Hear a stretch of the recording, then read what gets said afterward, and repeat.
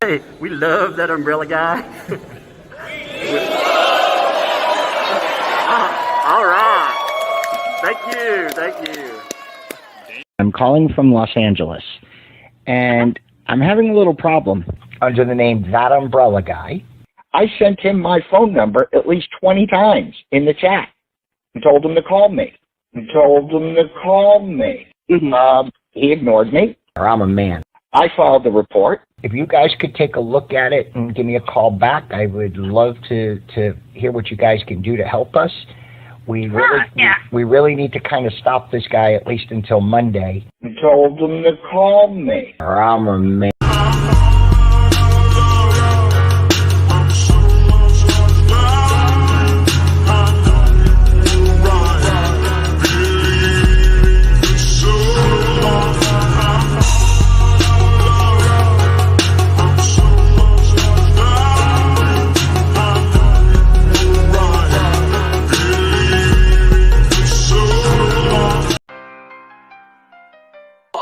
Stomping the floppy shoes so hard, it'll leave the class delirious. You praying to stop so much, it's like you're having a religious experience. Despite all of your denials, I know that you know me and your crew. Ask your girl the last time she phoned me. Allegedly, just admit that even now you sing along. And even after I wreck you, you gotta bump my song. You should copyright loser because the dictionary cloned you. Crushed so hard, now my cleats own you. It's that umbrella guy, clutching the verbal hammer, locking you down in this inescapable syllable slammer. You wanna step up and try to oppose me? Yeah, you should ask anyone that really knows me. I'll take your bling, your girl, your dog, and move in your home, only to get out the verbal flamethrower and consume your plastic gnomes. You drift, you whip, you ride, your bride consumed by this mic hitter, just to drop them on the market to the highest bidder. It's that umbrella guy, live from the hat rack, with elbows that hit so hard you'll think it's a nuclear impact. I mean respecting you, please, that's a word you'll never earn. Yet another lesson you clowns have never learned. Along with standing tall and pride and repping values that you feel, and not fake morals you found inside your happy meal. I listen to you with your speaking style education, wondering if your parents bred with their relations. Wearing your big red nose and still thinking that you're a star, while you're forced to bump that umbrella guy inside your clown car.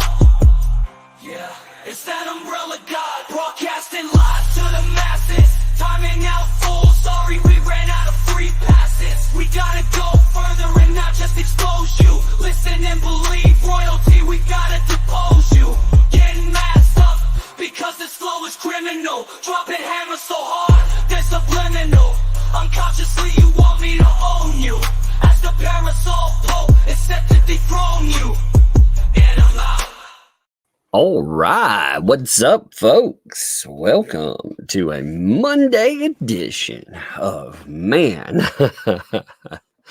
Oh, the world has gone mental. I swear, man. Sorry, it actually took me longer today to get going than I thought. We have one of the little ones. She is not feeling good at all. You know, that weather change, man. Here, it got cold and now it's hot again. And it's made everybody sick. So with a little one, she's in that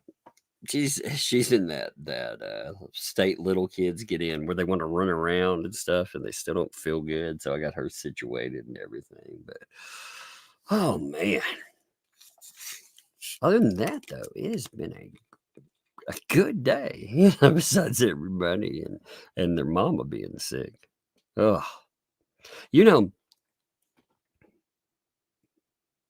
Give me 1 second here. Let me check something out. I'm going to show you something, okay? I don't know if you've been keeping up with this, by the way. We're going to look at the stuff in the headline, but I don't know if you've actually been keeping up with a specific topic that's... It's been crazy to see. So if y'all kept up with the madness going on with Peanut the squirrel. I don't know if you've kept up with this story, but this story has gotten so big that it's astounding and well deserved. It should be a monstrous story. If you haven't kept up with this, I mean, essentially just breaking it down very easily, you have, I'm going to call them TikTok stars. Okay. It's the best way to go with it. You have Peanut the squirrel and what is it? Fred the raccoon. You know, they've been around, they've had their owners. Really, after a certain time, I hate to call things pets. You know, after you have them as part of your family for so long, they become extended portions of your family. So you have essentially you have the government decide that they're going to go into these folks' houses. They're going to remove their pets because, well, I guess they can do that. And along the way, one of the people removing them gets bitten. So they decide that they're going to kill both animals and check them for rabies. So this has touched off a firestorm. And like I said, with good reason. Very good reason. It's gotten to the point though, like if you've not kept up with this, it's been fascinating to watch because there's always a pattern that things play out in. Right now, we're up to, you had the event, you had all of the blowback kickoff. Right now, we're up to the deflection point. The media is testing this, and they need a lot of blowback for it, by the way. They're actually testing the people who did this, they're the victims. And I want to mention this because this is extremely annoying to see, but it's highly predictable. So right now, the agency that did this, you know, you've had people that are in charge of the agencies, the people that essentially did this. They've all been ghosting their social media.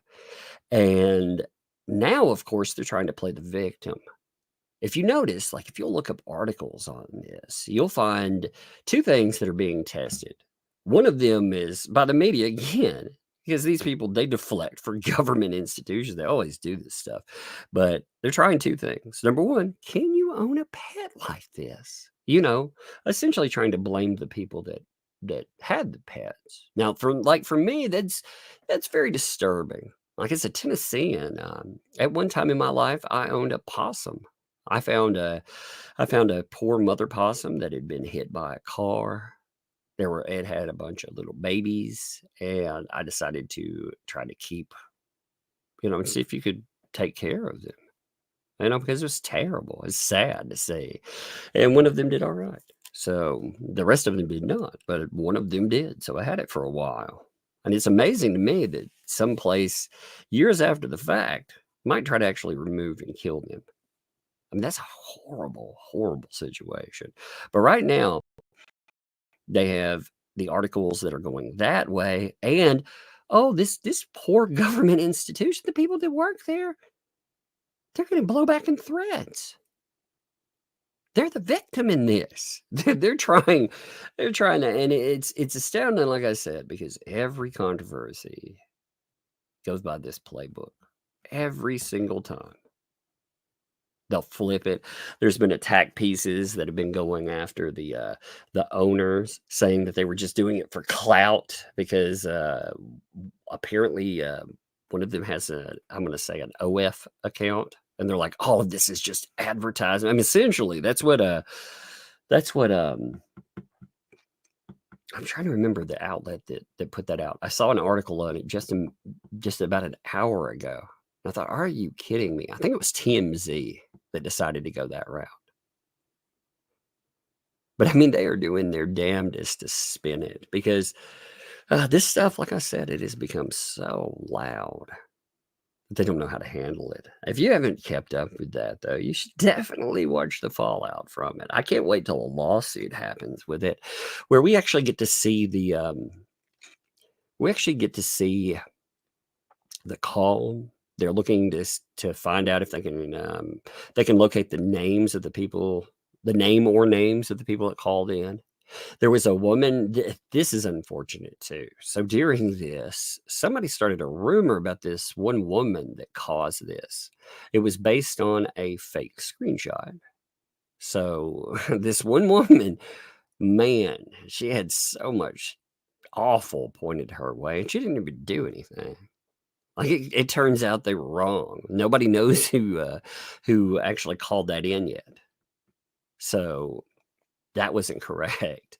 But I can't wait to find out who exactly did that. Now, they share blame in it, but really the government agency itself, they're the ones that share blame in it. And I can't wait to see the documentation that led them to the house. I can't wait to see the lawsuit. They may settle this now. Granted, they may end up settling it before it ever gets to court. Because if it goes to court, it may actually get dismissed. You know, government gets to police government. And when government polices government, things get kicked to the curb. But I was wondering if any of y'all had kept up with this nastiness here, because it's so crazy. If you, like I said, if you haven't, this is something I want to keep up with. I think it's an important issue, because anytime, I mean, they just went into someone's home. Not only that, but so there's the allegations that when the police went into the home, they were extremely worried about cameras. They kept asking about it. Now, that means one of two things. It means either they came into the home because of that whole thing with the OF account. So they came in for something different, which doesn't make sense. I actually saw this kind of being, they were trying to blame, I guess, the owners in some way. That's what the TMZ articles are trying to go with right now. Again, flip the script, say it was about something else, which doesn't make sense, because why would you have to kill the animals then? You know, they definitely took them and they definitely euthanized them. Or they were worried about somebody. This was my thought on it. They were worried about someone actually getting this recorded. Because one thing that government institutions do not like, whether that be the police, whomever, they do not like you catching them on film and talking about what's going on. But this has been big. And we will definitely keep up with it. Oh, so gross, man. Makes me sad. Hey, Kelly, what's up, by the way? Thanks for the month. Hi, y'all. Hey, how are you doing? Hope you're doing great there. John, thanks for the 5. Peanut the squirrel. As new cats and dogs in Springfield, conservatives have seized upon it as a meme. Yeah, here's something I wanted to bring up too on that, okay? And like I said, we'll hit our main topic. This is something I really wanted to know. This is another deflection point. All right. And this annoys me just as much, because here, this is another media. Again, the media deflects. If you never noticed, the media loves the deflection, loves to basically simp government agencies. And this is one too. How Peanut the squirrel became the center of a MAGA firestorm. These are real headlines. I clipped this myself, okay, just to say. Now, what this does is it tries to divide people along a political line. It's trying to say, oh, it's only those folks out there. You shouldn't care about that. And that is very far from the truth. If you look, this is one of the things people don't give a crap. You know, they don't really give a crap when something happens to human beings oftentimes. But you know what they do care about? They care about animals. They do. It's something you'll notice. People care a lot more about animals. And sentencing guidelines are actually much rougher. That sounds terrible. Rougher. It sounds like a dog joke. Much rougher for animal abusers oftentimes than human abusers. Here, for example, I remember looking at a local paper where a lot of people were being sentenced for different types of abuse, you know, in humans, and nothing was essentially happening to them. And a person that had abused animals, dogs, they were actually sentenced to jail time, which I thought, wow, that says something. That's interesting. It's an interesting statement about society. Hey, this is the same thing. But the media has been trying to pack it off as oh, that's just those people over there, because they're hoping they can kill this firestorm because somebody's going to pay. Somebody is definitely going to pay. And they should. It shouldn't be the taxpayer either. When it comes to litigation, ultimately, these people doing wrong, usually you or I end up paying for it. Just like with the police, it's qualified immunity. They won't actually see anything happen to them whatsoever. The people who ordered this to happen, nothing will happen to them at all. So they're trying every tactic available to divide people and to say, oh, no, this is a conservative thing. All the backlash. When you look online, it is far from that. Like I said, it is everybody and their mothers picking up freaking the torches and being like, this will not pass. This will not at all. It is making people mad. And it's amazing, ultimately, the impact that this squirrel, it's sad what happened there. The impact and the aftermath there. They never thought a squirrel could be the undoing of so much. It's gone on for days, and it just keeps getting louder. The statement, though, check this out, too. Let me bring this up as well. So they have a GoFundMe, actually, that they set up, and they raised quite a bit for essentially holding the government accountable for this. Now, one of the statements that they said, this is fascinating to me, okay? So the DC agents not only failed to follow proper law enforcement procedures by neglecting to utilize body cams when entering a property, they also subjected the family here to an unjust and humiliating experience. Instead of treating them with respect and dignity they deserved, the agents repeatedly questioned whether there were security cameras. Again, they kept talking about cameras. There's been a deflection off of this, but they kept questioning the family, according to them, about whether there were security cameras located in the house, and inappropriately asked on their owners about their immigration status, treating them as if they were criminals over a beloved pet. That's weird, right? So they were worried that they would be caught in the act. They knew that this would be bad. Again, you got an animal that it's a star online. And what do they decide to do? They decide to kill it. And they're like, oh, no. We had the right to do that. Huh? Okay. What a fiasco, man. Like I said, I hate seeing stuff like that happen. It pisses me off. It pisses me off so much. I like to see something like that happen because this is governmental overreach. It's amazing to me, though, that the line isn't the mistreatment of children, the elderly, pricing us out of food, pricing us out of gas, war hawking, starting wars, all of this. That's not the line. The line people choose to be like, no more. It's a squirrel. It's fascinating. Now, I'm not saying that shouldn't be a line. I'm just saying it's amazing what people are willing to ignore. I know. But isn't it fascinating there? No body cam footage. That's what they're saying. They didn't have on body cams, and they were worried that they were recorded. So this is going to get really interesting. I think it's going to get really interesting as it plays out. We'll see. Hey, John, thanks for the additional 5 there, too. Allegedly, it was some Karen, who will not name, who was angry that the squirrel had more social media presence than her. I reported them. See, that's gone around, okay? But the person they pointed at, again, what they based that on was a screenshot that was supposedly from the account, the owners that own that account. But it turns out that was not real. The person who originally brought that specific person's name up too, they not only put their name out there, they kept saying, well, the name's already out there. Okay, fair enough. They also brought up where they live. They said, oh, they live in blah, blah, blah, which is only 30 minutes from me.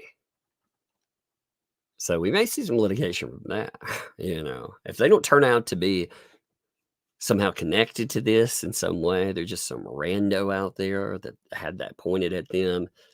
And that's very unfortunate, because again, that we don't know the complainant yet. They didn't have access. If you look at the GoFundMe and the statements coming from the owner's account, the account on, I believe it's Instagram. They were posting everything too. I said TikTok. They have a TikTok, but a lot of their stuff's on Instagram. But if you look over that account, they've been discussing finding out the who. So they don't know who yet. So it'll be interesting to see like who legitly is that. And you may see another lawsuit pop off too, because that was definitely a doxing. They talked about where they were from. They talked about the name. This person shut down all their social media. Oh, that was bad. That was bad. What's up, Sue? Thanks for the 5. Said enough, Tug. Just like MF, cover CPS seizures. Yes, indeed. Hey, Megan, yeah. That's some pretty horrible stuff there. Overreach, crazy. Indeed. It is. It is very much so. It's just institutions that think they can get away with anything they want. And typically they would get away with something like this. I mean, but they thought they were so brazen about it that they went into a home where, again, we're not talking about just a person.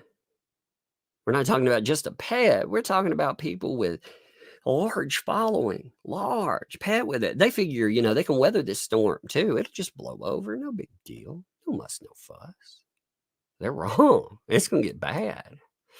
John also thinks about it. I've seen the memes of Peanut and Harambe. Yes. Watching Earth from cloud and heaven. Yeah, I've seen that. Actually, people have posted it. I've posted a bit about this because, again, I've just been watching this play out. And I was curious how people would continue to react. And they're mad. Rhea Wright, thanks for the 2. Imagine if Bob Ross, it was Bob Ross's little critters. Indeed. There's actually been people that have put posts up about that too. They've been noting, like I said, here in the middle of nowhere, out in Tennessee. Like I have more neighbors now, but back when we didn't have any neighbors, we used to keep all kinds of stuff as pets. Keep everything from snakes. Like I said, I had to pause some. It's just whatever pops up. I've known people that have had a deer that they had raised. There was a doe and a fawn that I guess crossing a road, and one of the and the mother, the doe, got hit by a car. So a person raised the fawn, and it was kind of cool to see. And the fawn would always just stick around, hang out in the yard, and do whatever. And it's just crazy to think that at any time, again, somebody could come in and try to do something horrible to those animals. It's awful stuff. And John, thanks for the 10 there. I'm closer than ever to deleting my account. A few days ago, I saw a video about the Amish were voting for Trump. I tried to make a comment about how that might be a reaction to Amos Miller. So you're close to deleting your account because of that? Is that what you're saying, John? I don't understand. We have a big Amish communities and Mennonites here, by the way. Very, very conservative groups. Very, very conservative, obviously. As far as that is. So I'm curious. Like people give you a hard time about that, or with social media, or is it just did it not allow you to post it? Curious about that, man. 2 more. Cunning Linguist, thanks for the 2 there. Government overreach has to stop. Yes. Yes, indeed. I mean, it's so brazen, so flagrant in this situation. So flagrant. And John thinks the situation is like old Yeller, Bambi, etc. People are outraged. Indeed. Indeed.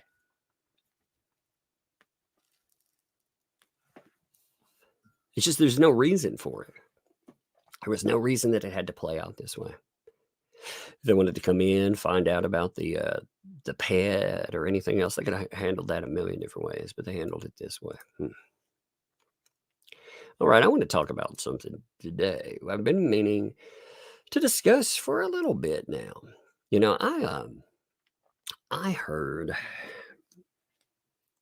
certain people talking about how there was absolutely no case whatsoever for federal court, and there's a document out there that came up. It came up during the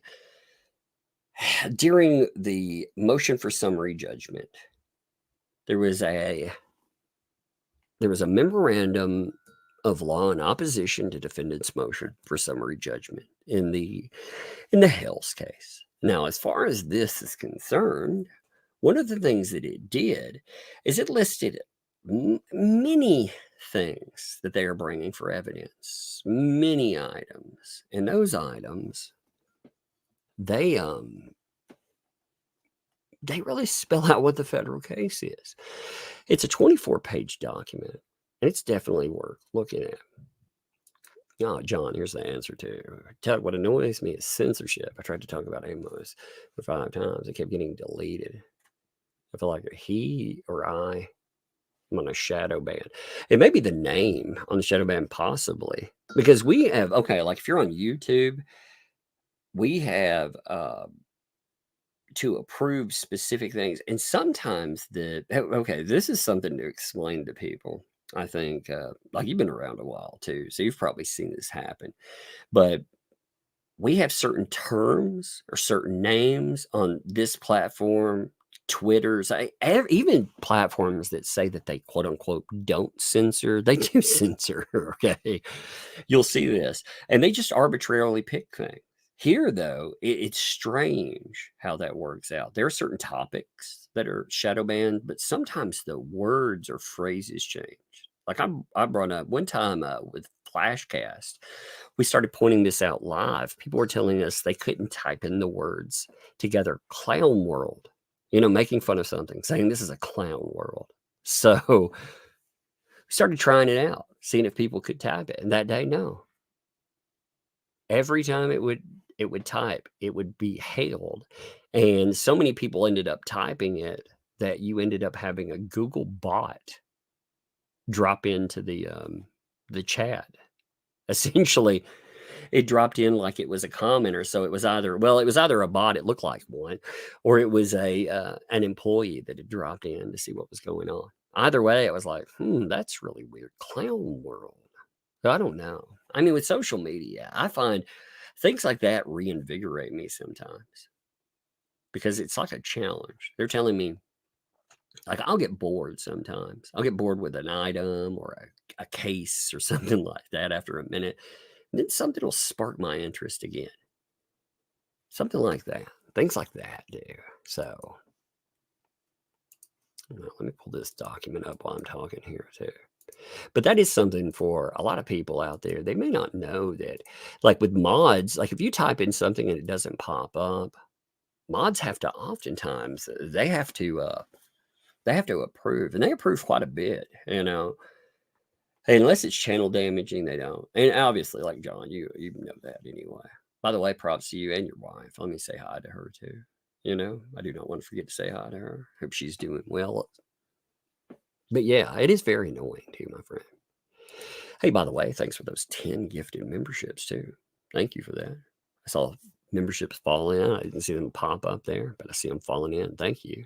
More members there. Speaking of that, there's a couple more here. Let me say, Melanie, thanks for 2 months. Baby Umbrella Girl, get well soon. Hugs indeed. Thank you. She's running around a little bit. She's gotten some medicine. She probably feels a little better for a second. But she had gotten to the point that she had to have something. So appreciate that. And Era, thanks for 2 months. Doug hugs for Bug. That sounds good too. Thank you. Also, this is a good question. Puzzler is written, with social media content for the family's animal a source of income? Yes. Are people jealous of that kind of success? Yes. YouTube jealousy. Jeremy Hale's caused issues too. Yes. Yeah. Success period. If you've ever noticed this is part of what I believe drives some of the Jeremy Hale stuff. If you see somebody do well, you'll see there's always people that are trying to take success away. People like a story of somebody, they're having a comeback, sure, but they also like watching people fall. It's a sad reality. People will pile on. There are a certain type that they just like watching people get destroyed. Why? Some of it's jealousy, I suppose. Some of it's just a nasty insight into how human beings are. I mean, there's all types of reasons for it, but it's gross.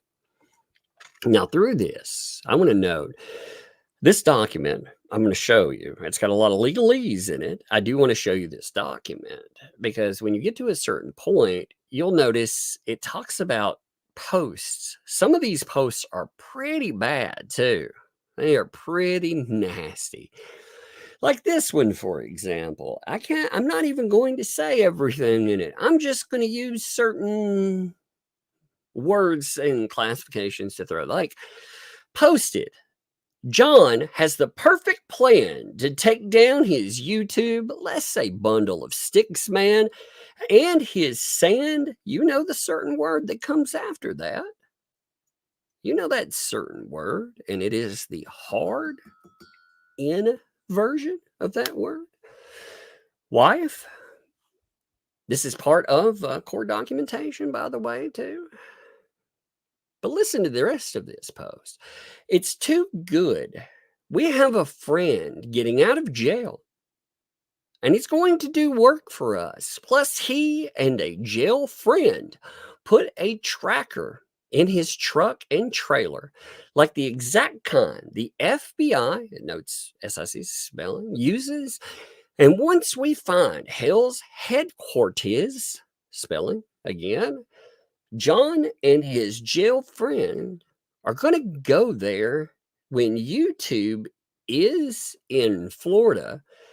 Jeremy almost ran over our, again, you can see the spelling issues through this too, sweet little baby. And John chased him down and he was ready to beat Jeremy up. But Bitch Boy had his slave call 911. And we had to put a restraining order on them. Published on Facebook. Copy added. It has things like that. So when people tell you there's nothing in here, and it's just, some stuff that's a little mockery or something, yeah, okay. Okay. There's been a lot of deflection attempts lately, trying to take away from all of this kind of stuff. I mean, there's some pretty horrible things. And it's not just the wording there. Like, if you're still stuck on the beginning of that, which understandably so, the other part of it is pretty frightening. Again, we have a friend getting out of jail. He's going to do work for us. Plus, he has a jail friend. He and that jail friend, they put a tracker, again, this is what it says, on a truck and trailer, like the exact kind the FBI uses. And once we find Hale's headquarters, John and his jail friend are going to go over there. Jeremy's in Florida because they say, oh, he almost ran over the babies. Isn't that crazy? Well, that's not just insults. It's not just some disparaging commentary. It's put a tracker on your vehicles so we can find you. And jail friend and them, they're going to go after you. That's very much a threat.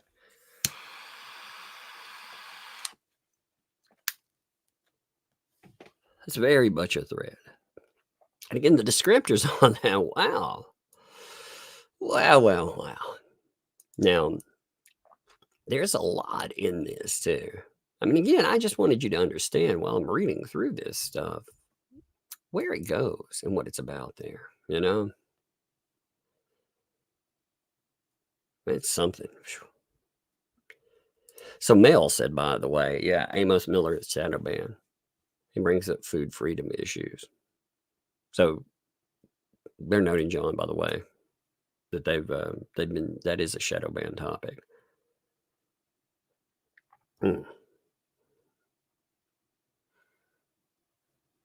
Nah, Janice, here. Okay, I see what you're saying. Let me put this. I'm gonna say this in the nicest way I can. I'm gonna read it and I want to note this. Okay, every state has wildlife laws.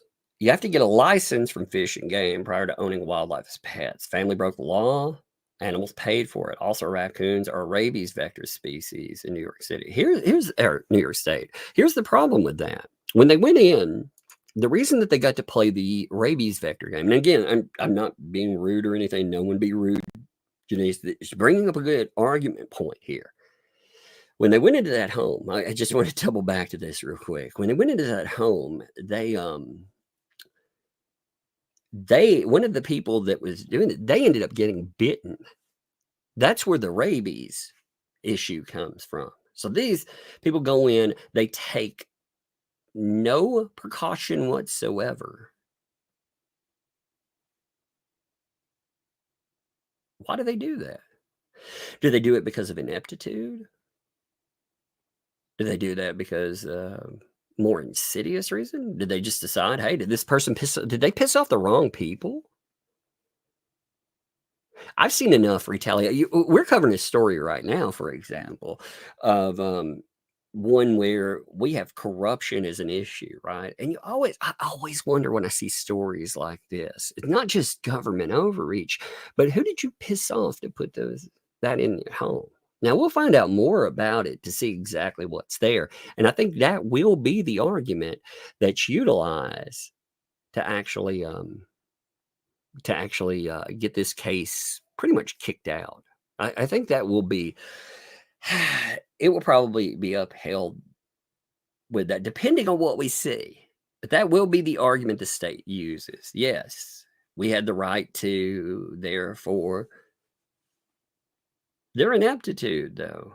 They went from a call about to having to put down both animals. Animals that, again, had been there for 7 years. 7 freaking years, man. And again, like I said, I mean that as nicely as possible. We can discuss that. It's good that people bring up stuff like that because, like I said, I see what you're saying there. But you look at the reaction to it. You look at how they did it. It's just like the police have the right to pull me over in my car. You see how some of these things go, though.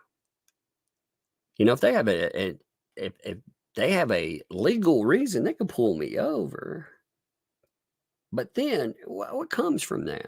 What comes from a lot of other issues, And ultimately, we'll find out more, like I said, when we see the call that came in and what they used to get into that home. What fascinates me, too, is quote-unquote wildlife.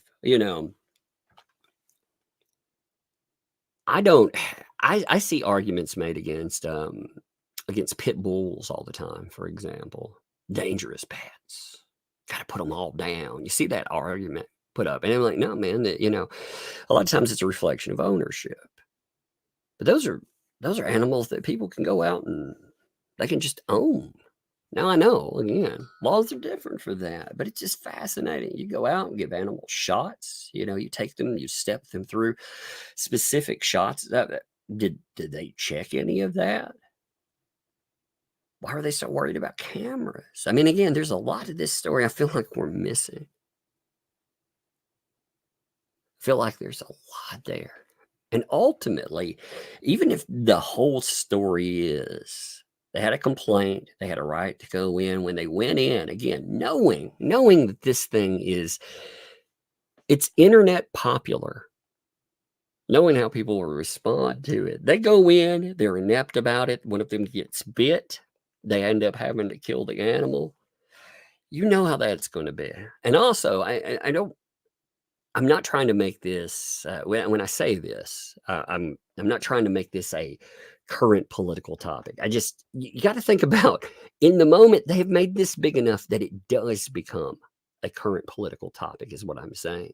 This kind of stuff, it is so loud right now that it actually has the ability to potentially sway people in upcoming voting. What kind of morons? It's because ultimately they don't give a crap about, they don't care about image.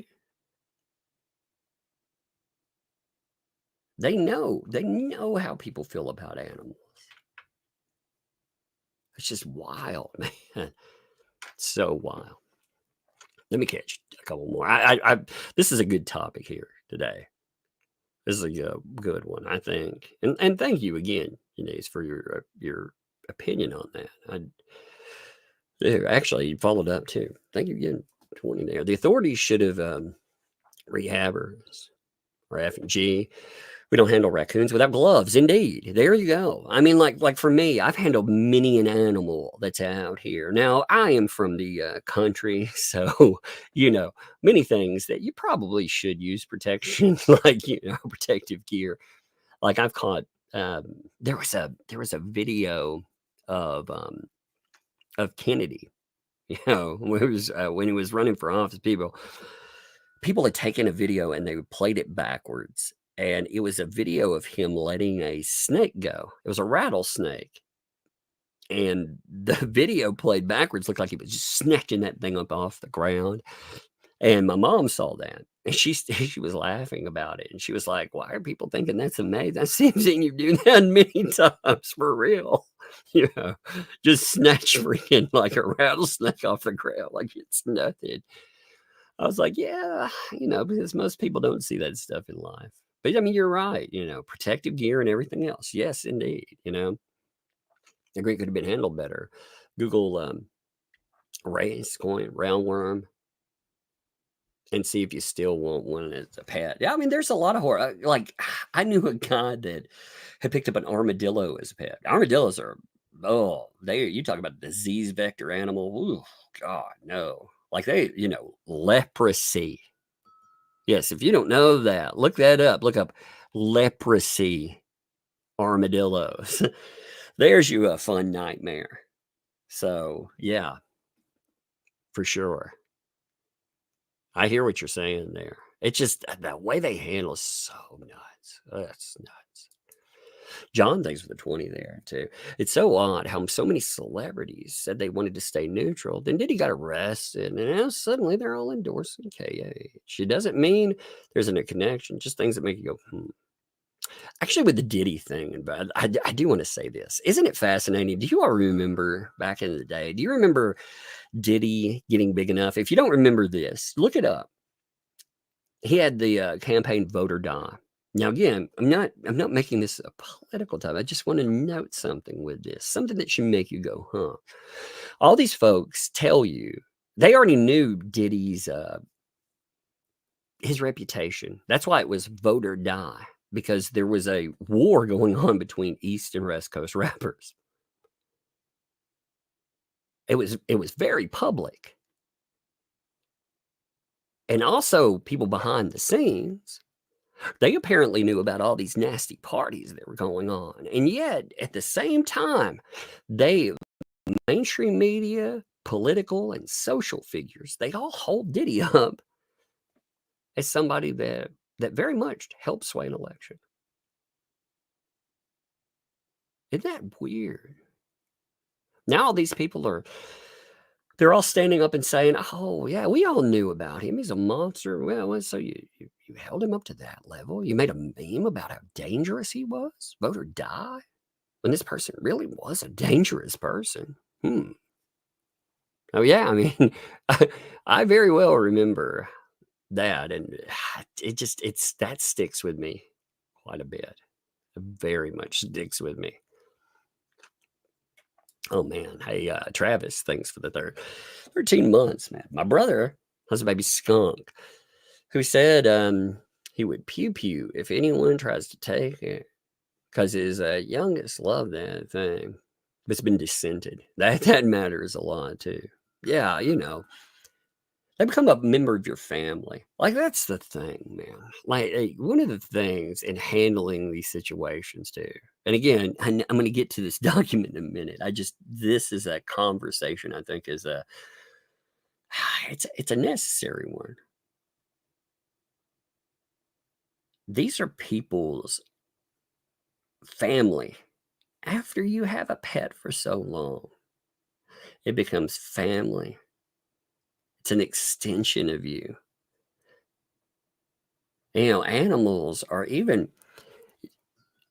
they love you in a way like a child would. It's unconditional because you give it food, you provide it sustenance and warmth. And I mean, you give it everything, right? So animals, they will bond, even animals that aren't supposed to,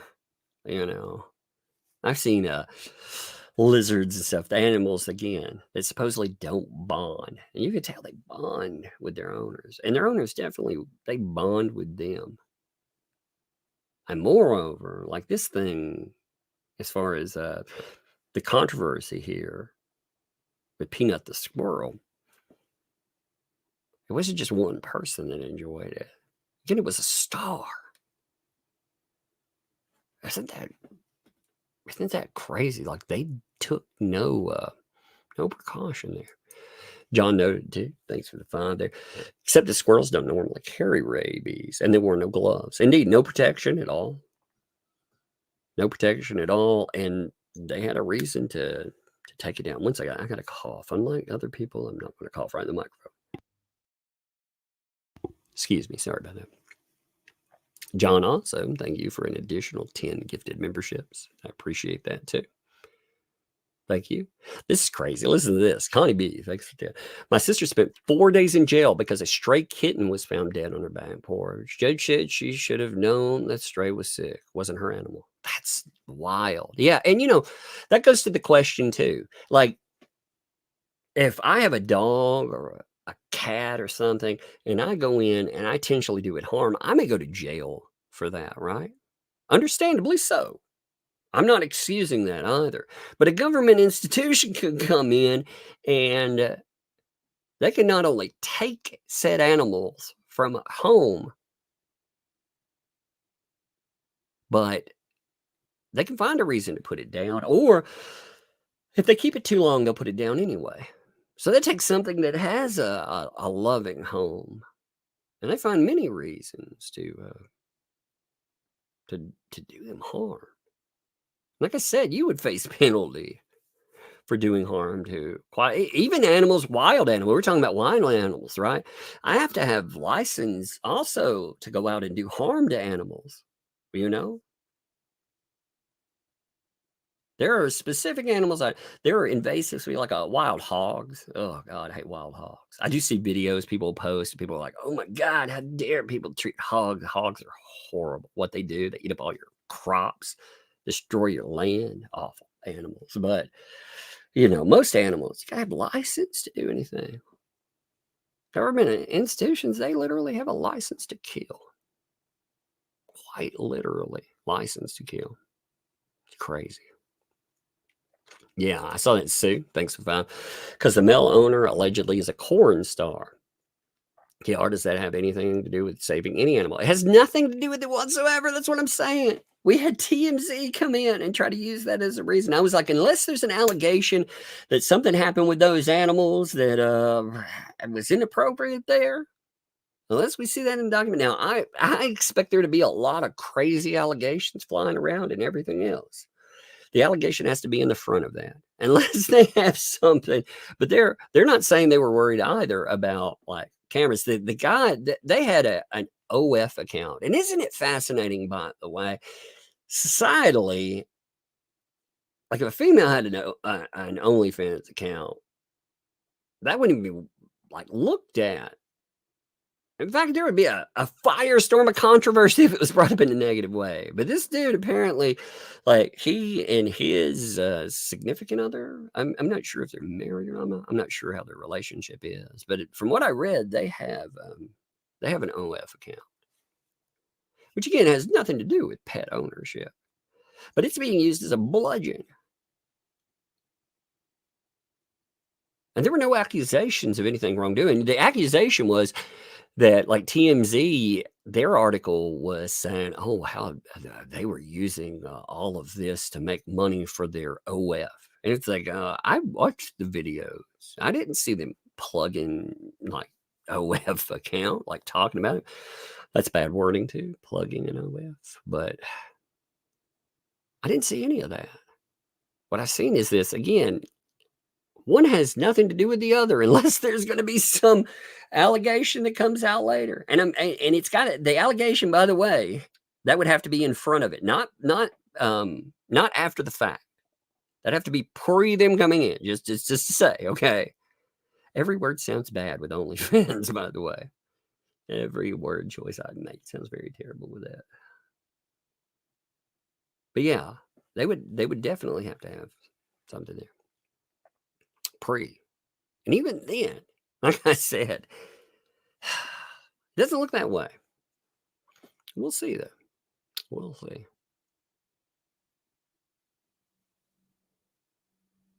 Oh, yeah. And Janice, thanks for that. They should have said raccoon roundworm. Parasite goes directly to the brain. Yeah, like you said, Janice, I think you pointed this out very well. They did not take, they came in heavy-handed like a government agency did. They didn't bring in people that could properly deal with this issue. They didn't come in. They didn't find out anything about the animals. Like, I mean, gloveless it sounds like.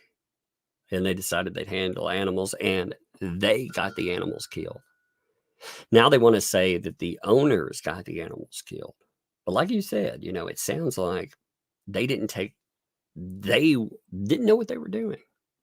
And their ineptitude got those animals killed. And it's sad. It is. John, by the way, I saw this 10 gifted memberships on top of another 10 gifted memberships. So 20 gifted memberships I saw fall in there too. Thank you. I love watching like membership. Again, we all become one channel, baby. Thank you, John. Appreciate that, my friend. I said 2 on there. As well as there are others, but those came in like almost back to back. So thank you, man. And Doris, thank you for the super chat. It didn't allow a statement, but this super chat is a statement. So thank you. Let me make sure I didn't miss anyone else. And then I'm going to start reading this document. I know, like I said, this wasn't, I got, after the fact, I got really annoyed. I've been wanting to hit this document here, but I got really annoyed by the way that this stuff has been going on with Peanut the Squirrel. And I think I'm going to make that part of live streams because I'm irritated by it. I'm fascinated by the blowback, but I'm irritated by the overreach that led to that. It's a growth thing. So I want to keep up with that. And I think I'm going to make it part of topics. I had, I don't know. I didn't add it at first. I should have added it as a topic, but I didn't. I just wasn't thinking about it. I'll probably add it after the fact, but I should have added it beforehand. This is again what we're talking about. Now, again, this had already been filed. The point in looking at this, you and I have not looked at this together. And this has almost everything that is alleged within the federal lawsuit. Like what's going to be, it's not the allegations, it's in the charges, what they're asking for here. We already know defamation, again, violation of, I can't remember the criminal act right off the top, and also tortious interference. This includes many of the items. They were saying, well, Can't use those. Can't mention those. So let's go over this. So again, this was Jeremy Hales brought this. Responding again, this was a response to motion for summary judgment filed by, again, you know, it's weird. They only used 2 names on that. Oh my gosh, they only used 2 of the 5 names. How dare they? And John Cook. Now it's again, it's in opposition to the motion. This response in opposition to the motion will show the existence of genuine disputes of material fact, which preclude the entry summary judgment in favor of them on counts 1 and 2. Now the response is supported by, you remember the affidavits that we looked at. We saw affidavits from Diane Peterson, from Therese Granger. We also have Stephen Granger and Granger. We already looked at those affidavits a while back. But remember, those we're talking about the signs. All of that is building up the signs, which will be mentioned in this. But again, this has so much more. Okay. Like I said, we looked at that. So, you know, and it's fascinating. That gets dismissed so just casually. When you think about it, I mean, these aren't just random names. You got Zim in here. We're talking about people that have either been in positions of prominence or currently are in positions of prominence within the community. Their names by themselves, they should carry weight, but they get dismissed as, oh, they're somehow in some kind of conspiracy with. It's so bizarre. On top of that, you know, you're talking about people that have ran business. They've also worked within the community. Like Madam Mayor is actually a story of, you know, the adage, pull yourself up by your bootstraps. You've heard that, I'm sure, quite a few times. They're the epitome of that story. So they would be what I would consider very much a success story. But it's amazing. Again, just ignore them. Just ignore them. It'll be fine. And it's not. It's not fine. You know, it's not at all. Yeah. Car Girl says that it's still stalking Jeremy, videoing every time he drives by them. Yeah, isn't it fascinating? And then giving it to certain channels. Yeah, isn't that fascinating, by the way? So Jeremy, he videos, he's apparently a bully and harasser. But if she videos and gives this video to other people to put out his PR, that's somehow okay. What the fuck, man? I don't get it.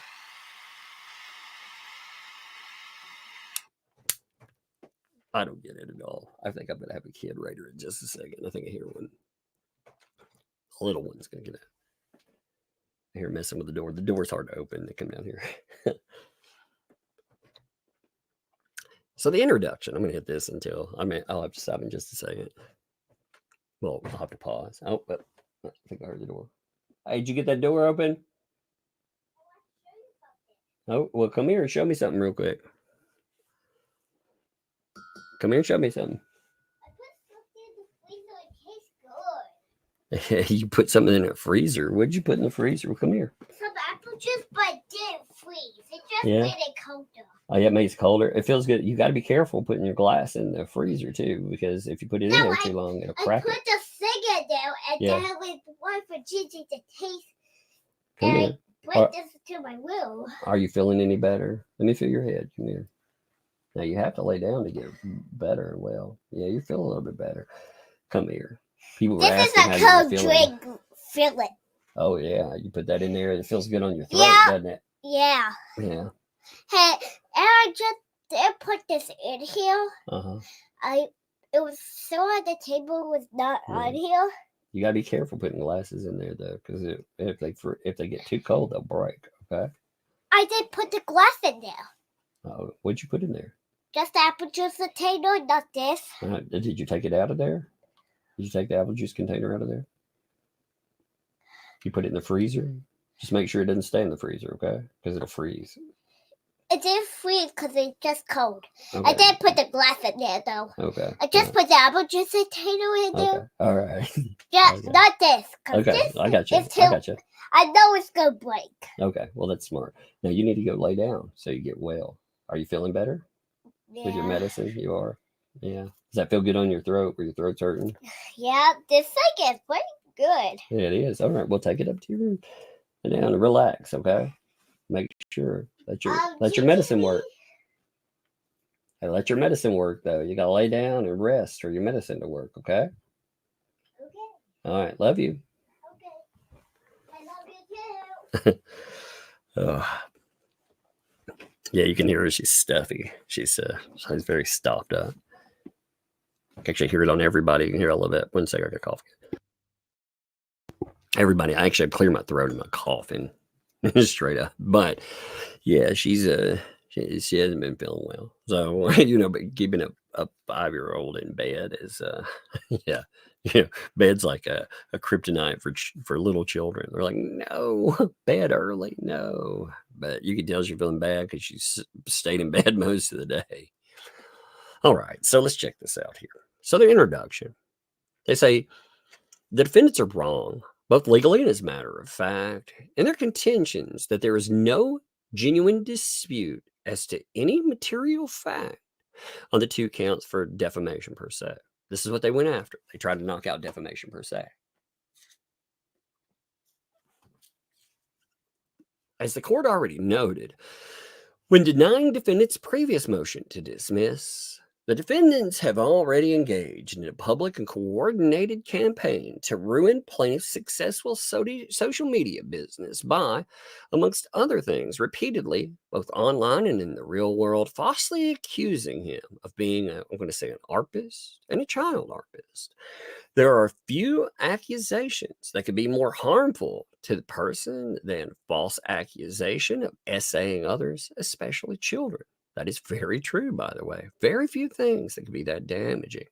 That is particularly true when the falsely accused person's business and source of income are directly tied to the number of people who view, support, and subscribe to their social media content. It's not difficult. I missed one of the ARPing words, by the way, because I'm the one who went in and I see that there. It's not difficult to see how being falsely accused of ARPing children, along with defamatory statements defendants have allegedly made, could cause damages in the excess of $75,000. This was a statement by, again, remember, the court made this statement, okay? That's what they're noting. The court made that. And they noted, again, case law, where they were saying, in this one, refusing to set aside $8.2 million for defamation jury verdict, where the defendant falsely stated in public advertisements that the plaintiff had solicited underage girls. And this other, and again, this was the court that noted this. They're quoting the court with the recommendations. That's where that came from. Awarding plaintiffs $700,000 in damages for defamation, where the defendant referred to plaintiff publicly as, quote unquote, an adult predator and like a child molester who had masterminded a, quote unquote, attempted premeditated murder. Now, what's crazy about that statement there are a lot of parallels in the statements that we see in that statement. A lot of them. Man, the chat, by the way, keeps hanging up on me.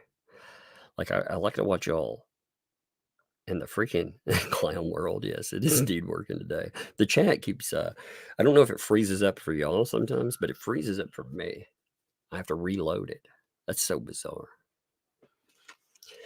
Now, as will be shown here, there's ample evidence, they know, that Preston and Cook published these and other false statements about the Hales third parties that were, one, calculated to defame or diminish the reputation of Mr. Hales in the immediate community and within his capacity. Two, were made with knowledge or their falsity is what that's supposed to be. So again, this goes with what you're laying down here is actual malice. Having a limited public figure, so if you're limited purpose, that you have distinctions, but it's all public figure, right? You can look up again the distinctions if you're curious about what exactly that means. But let's just say you're a public figure. With a public figure, you have to go further. Like one of the distinctions that has been made with like Lynette Preston, for example, is that she is a public figure. And when you talk about that, saying that she is a limited purpose public figure, you're not saying that just to say, okay, like notoriety. You're saying that because of criticism that is allowed, because the level of it in defamation goes to the level of actual malice. So they're noting in part 2, and this is important, statements were made, either they knew right out that they were lies or that they didn't care that they were lies. They made that with reckless disregard as to their veracity. So they didn't care. They didn't care whether or not that was. That distinction, like I said, that is an important distinction too. You'll see that in trials like the Depp trial was a very public argument about public figures. You know, you and I got to see what the threshold for that is, and it is a high bar, by the way. But accusing somebody of being a child artist, that is a pretty horrible thing. And that definitely meets it, is what I'm going with.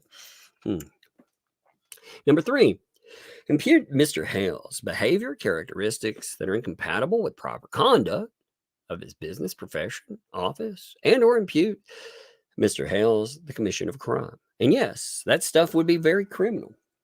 You know, we're not just talking about things. Again, they're not insults. They weren't saying, oh man, look at fatty over there, you know, or look at moron over there. They were, and that becomes fascinating, like I said, when the argument back and forth, he made up nicknames about us. Okay. Nicknames. That's the answer to it.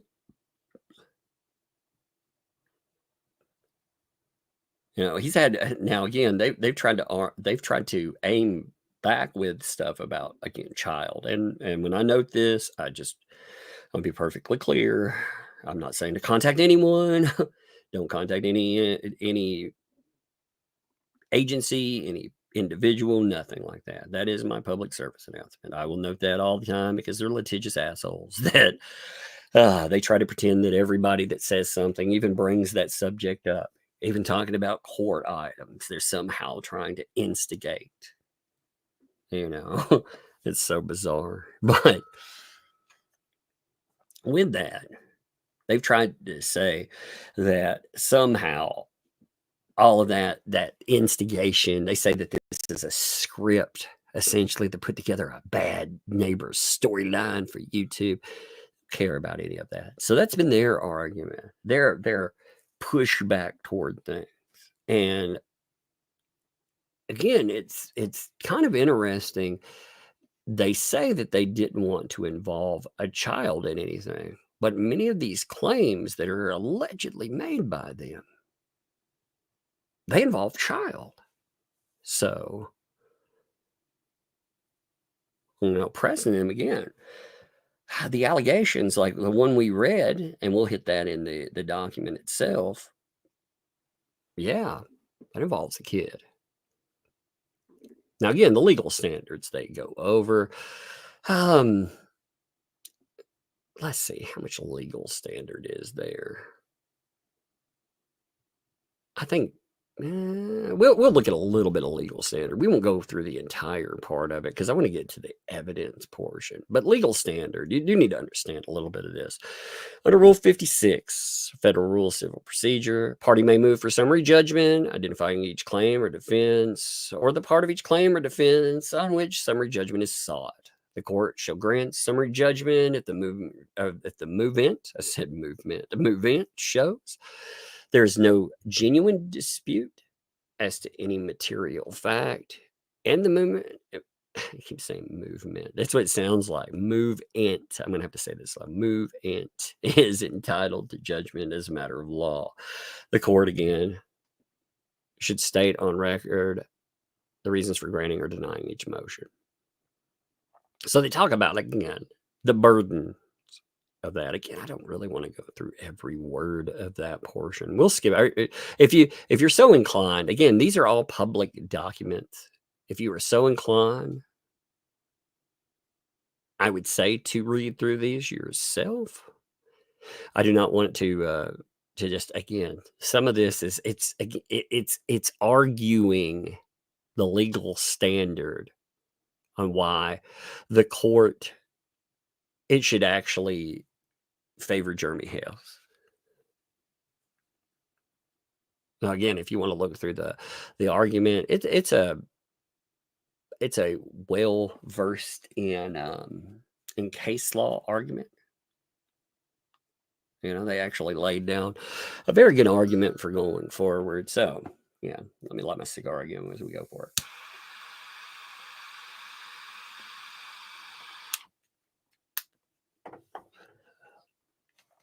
Sorry about that. I talk too much. Let it go out. So the material facts in opposition. Number one, we're talking about defamatory statements for Miss Preston. Now, this is, like I said, the reason that you look at this stuff is because we're told over and over again that there is nothing whatsoever that could link to her. And truly, there's no proof, nothing whatsoever. Anything that was said, well, they were just, throwaway statements on social media. No muss, no fuss, right? So for Miss Preston here, posted, this man, talking about Jeremy Hales, has bullied our town clerk into a stroke. So again, that is a statement of fact. It's not that he's a bully or he's a meanie. They're stating, or allegedly stating, I will go with, they get to prove that this is them, but they're allegedly stating with this that not only was he a bully, but he had bullied a specific person into a specific outcome. He had bullied the town clerk into having a stroke.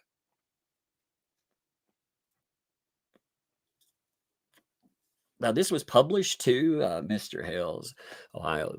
This was published to Mr. Hale's Ohio mayor's office, too. They give the person. Now, again, the email address doesn't really matter in this. I redacted it just from habit, but it doesn't really matter because you're talking about public office email address. They posted also everything that he has said to people, or has said rather, about the people in Otter Creek is a lie. Everything. Now, again, they're going to put some comments in here. If taken by themselves, I don't think they would constitute an issue, but taken all together, they may well, all of them, they're showcasing, again, these specific people. They're trying to ruin him. And it's fascinating to me that a statement like that is made, considering we heard about John Cook. Remember the audio that we picked up where Lynette Preston is talking about how, they have John in a bottle, as it were. I'm sorry, John's ex in a bottle. I said John in a bottle. John's ex in a bottle.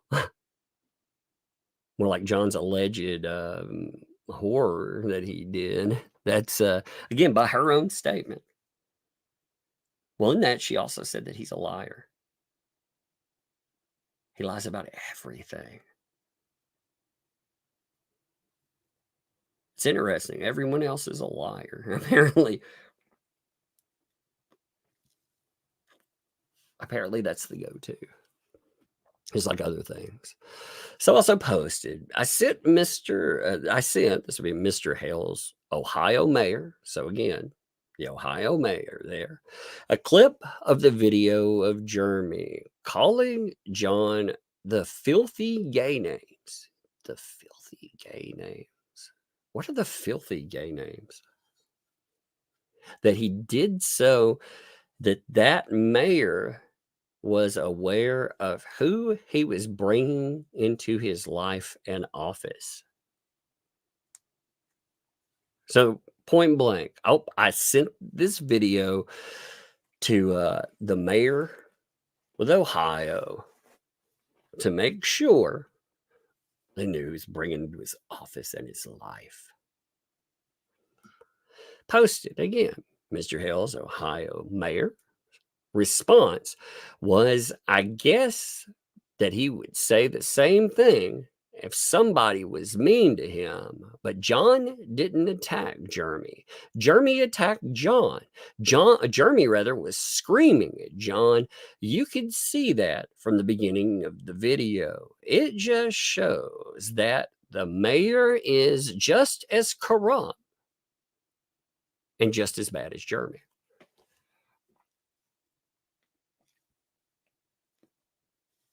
And again, statements by themselves. You may take one or two statements by themselves and say, but you're taking it all as let's look at everything. Let's see what's alleged. Let's take it with the signs and everything else, So posted. I feel it's only fair since he is broadcasted my married names out there to the world and where I live and what he thinks are the truths about me that are nowhere near the truth. I figured the least I could do is, let y'all know where he lives and what Martha's real name is. I mean, why keep lying about it, Jeremy? So, because Jeremy allegedly noted her married names and where she lives. I needed to note where he lives and George's real name. And again, at one time, I was skipping the actual name portion, but unfortunately, this has become, it's just every time they have a chance to put her name out there, they do. Every single time. Posted on a GoFundMe, September 13th, 2024. Hi, most people that are going to read this are going to know exactly who I am. I am Lynette Preston. I go by Michelle, as that's what I've been called my entire life by my mother and my family. It's fascinating too. She puts in all these names, by the way. She utilizes them, but she doesn't want to be called by them. Now, as you all know, I am being stalked. The emphasis, by the way, they note, is in the original. So where they highlight this, where it says I'm being stalked, the emphasis was already there. It's been going on for over 2.5 years. It has taken a toll on Harlot Grace and myself, as well as John, who doesn't deserve to be where he is, and we will prove it. We all are hurting inside, and now my grandson's life is also being destroyed, and all for views on YouTube. So this stalker monster can get rich off of hurting people that he feels are beneath him in every way. I need to get John an attorney to fight this setup and show the world the truth. The three of us all need prayers and help. This has cost me so much, not only in legal fees, but in so many other ways. Making sure we don't get donations of food for our tortoise rescue and making sure they keep us in court for made up, staged, unreal garbage, filing so much garbage, slowing down the case so that they can make more money off of us. Now, this is a fascinating statement too. One of the things they're complaining about is him slowing down litigation. Do you remember somebody talking about how they successfully slowed down litigation? Remember a certain lawyer, Bruce, who said that one of his achievements was slowing down the federal case for 5 months. Isn't that interesting? He's out there filing so much garbage, trying to slow down the case. And yet, the lawyer attached to this is just overtly admitting, hey, I went out and I slowed down the case. I mean, that's wild when you think about it. Hey, Suzanne, thanks for 10. John admitted to going to Jeremy Hale on purpose, and he waited for him to come down the driveway. It was on Jeremy Hale's deserved to be angry, in my opinion. Yeah, I think I would be very, very angry about again. Some of these things that have been said, I'm going to say allegedly said about Jeremy Hales, like the sign stuff, for example, they wanted a reaction. Like that would. The sign itself. I want to elicit a response. Now, it's not just a response from the people in the community, but it's also a response from the person themselves. Like they've come up with this conspiracy. I've heard this before. They've remember their conspiracy theory. They told the police was that Jeremy was somehow. This blew my mind to hear too. How he's recording out there and him pulling out a camera. Well, we know if John, again, I'm paraphrasing, but they know if that happens, John will pull out his old pew pew, like, camera equals pew pew. Yeah, what now? But they come up with this weird conspiracy about response. Things are done to elicit response. And yet, when you think about the things that have allegedly been put up, they've been posted, those things would definitely get a response. Again, there are people out there that say repeatedly that if they had the same allegations pointed at them, they wouldn't respond. They can't help but respond to, again, elementary or middle school insults. They can't stand to let those pass, but they would definitely ignore someone calling them a child arpist, right? Sure. Sure you would. Also, Gamer Jackie, I don't want to miss this here. Appreciate you, Gamer Jackie, by the way. Thank you. You've been around for a while. Appreciate you too. Thanks for the 2 there. Best thing for sore throat, 7-Up, and sore bait float. Yeah, right now I gave her some stuff. She was a little hot, You do the parental touch test. She's not like, oh man, you're not like, oh gosh, she's at that level where you got to go and take her to the ER or take her to the doctor yet. Because they would just tell you to take the same things. We dealt with that enough times with the kids.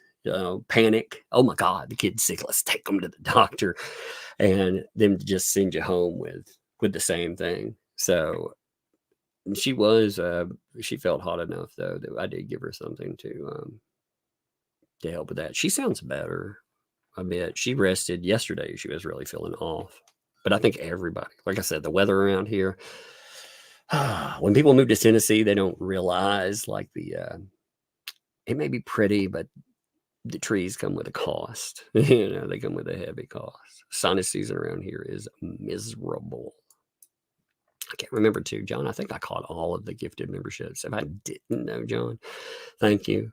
And if I did, thank you still. I just want to know that, John, I appreciate you too, brother. Like I said, your wife, I appreciate you guys for sure. I appreciate so many of you too. I get off of my feels every now and then, but I do. I appreciate you all. I appreciate, like I said, I started a live stream and we're talking about Peanut the squirrel, which was an issue that really, again, it touched off something in me. It made me mad. it wasn't even part of the stream. People, apparently even if it wasn't something that you ultimately found to be important. Like I said, we've built a platform together where we can talk about whatever, and I appreciate that. Thank you.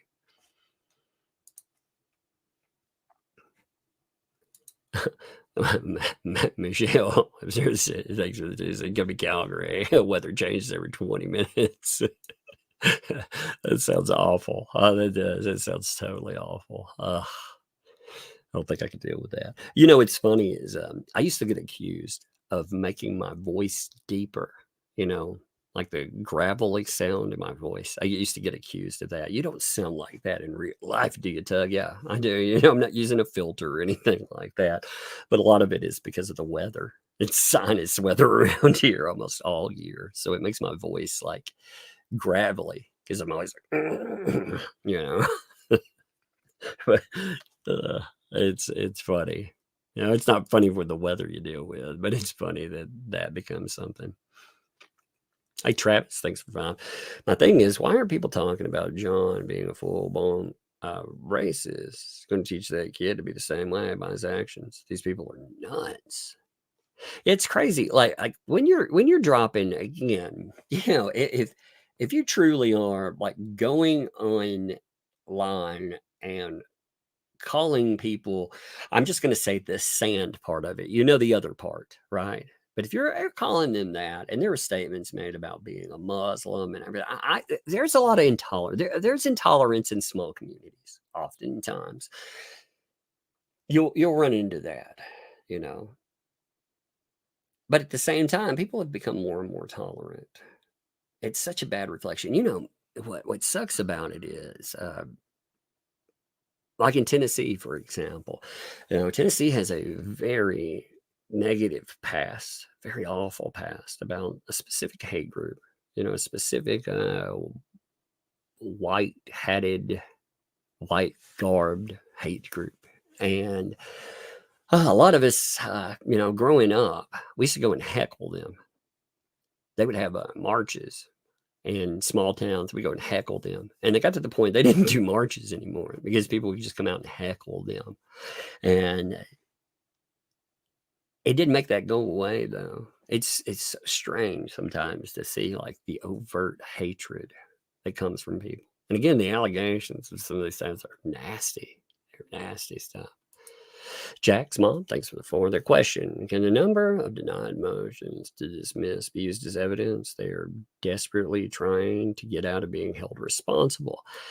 Not really. I mean, you can make statements and say, hey, look at what they've done here and there, but not really. I mean, again, there's almost a pattern. You have this expectation. It's just like in the thumbnail litigation. I have an expectation of things that are going to come up. There's going to be motions that will go after it, trying to knock it out right away. That's almost automated these days, for lack of a better word. It's the way you go after litigation. You see if you can get it thrown out right away. If you see if you can throw out pieces of it, and if you do, again, there's nothing like. As far as the way Bruce's arguments, I thought were fundamentally flawed. But as far as Bruce's attempt at trying to get this knocked out, there's nothing really surprising about that. So could you make a statement about it? Sure. Would that be effective? Probably not.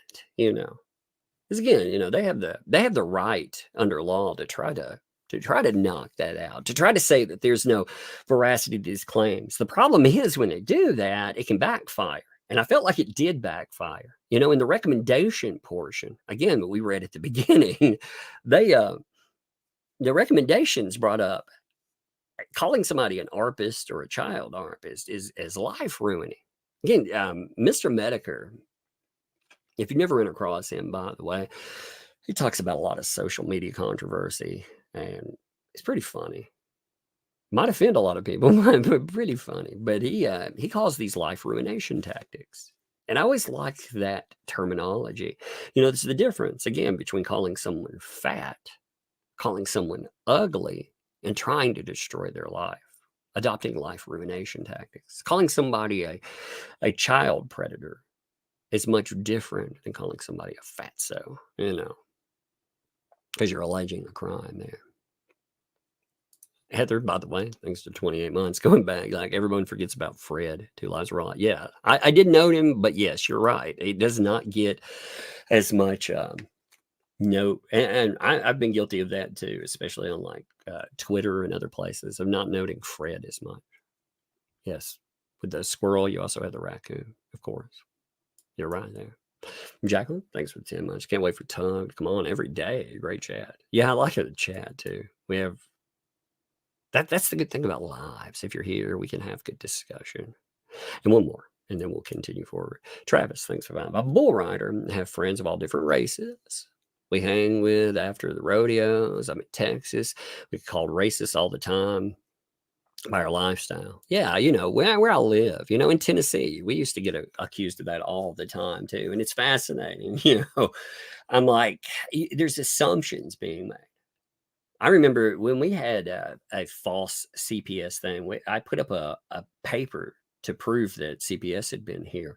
And one of the things, as far as our family goes, we have Native American ancestry. And when you note that brings up specific questions that that governmental agencies have to ask. And when I posted that, again, I was trying not to dox a worker, not trying to cause them issues because they were just going by what they had to do. But people kept saying, "Oh, that's fake," or "You're not that thing, Tug." You don't have any Native American ancestry. You're just a white Southerner. And it's like, that's amazing to me. That's amazing. Like, people are much more complex there. But yeah, you have all these weird freaking statements. I saw a lot of that stuff. It's gross. People should not be it should be so simplistic. If you're talking about one individual and you're talking about, again, you want to say, "Oh, move along, fatty," or whatever, that's one thing. But targeting people, again, race, religion, etc., etc., etc. We could go through the whole spiel, but you realize that's why. There's so many things you can make fun of people for. If you want to be an asshole, you don't have to be an asshole like that. That just kind of shows who people are. But anyway, let's see. My grandson's life was being destroyed, getting rich, and offered views on YouTube so the stalker monster can get rich off of hurting people that he feels are beneath him in every way. I need to get John an attorney. I thought that was interesting. Beneath him, I wanted to note there. Beneath him. That was a thing I wanted to catch because we read this part, but I wanted to note. He thinks they're beneath him. They bring up the food, the idea of, again, slowing down litigation. I just thought that was fascinating. And it should be noted, they say, that Ms. Preston's claim that she is, quote unquote, being stalked, and that's going to be going on for over 2.5 years, was made on September 13th, 2024, 9 days after she voluntarily dismissed her petition against Mr. Hales, allegedly for cyber stalking, in which she received a temporary injunction for protection against this alleged cyber stalking.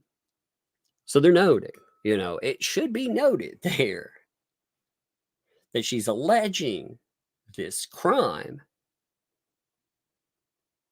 when she also had a court case and voluntarily dismissed the case. Remember that.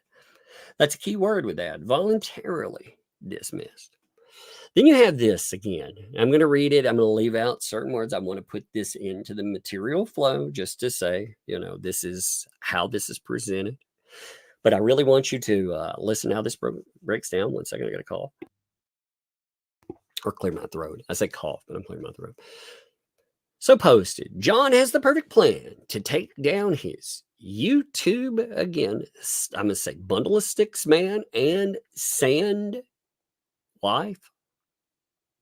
I hate even approaching that.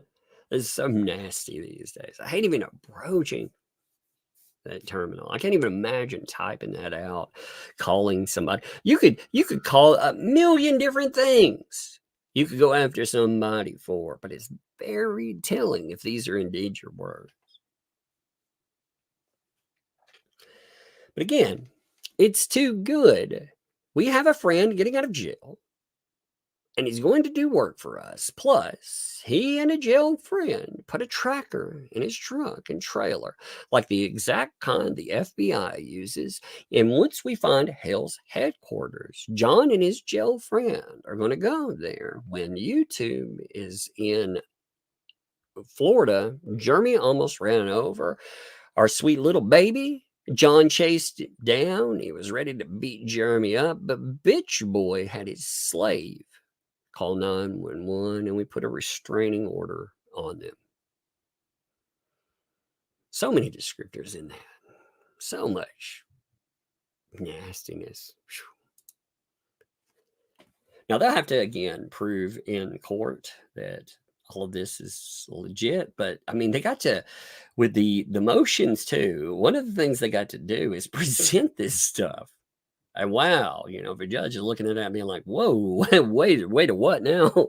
You know, like I would lead with that one. To be honest, that would be my first one I would put there right in front of you. I would put that like right at the top. And in fact, Randy, if you hear me, you know, I realize there's probably a reason that you put them in there, a specific order. Oh, I got a kid. I can't talk about that. Give me a second. Yes. This is for my drawing thing where I draw. Uh-huh. I like, Is you that know, yellow? I draw X. Watch this, Boo. Oh, yeah, you drew an X. That's cool. Have you been coloring your color book? Remember, I colored one page because I just wait for the boys so I call the next page. Do I X too? Yeah, you can put it. Okay. Well, hey, we draw color in your coloring book if you want to. Hey, Now it's called hey. Here, give me 1 second. I think I have a little book of. Well, you want me to give you a couple pieces of paper? Yes, but I want to draw X's and. Well, you can draw whatever you want on these. Here, yeah. There you go. Take some paper with you. If you want to take those upstairs, take them with you. Hey, you need to lay down though, so you get well. Okay. Okay. I know. I can hear you. You're all stuffy. You know, still. Stuffy again. Yeah, can't you hear it? You hear it in your nose and stuff. But laying down and resting is best. Remember your show that said rest is best.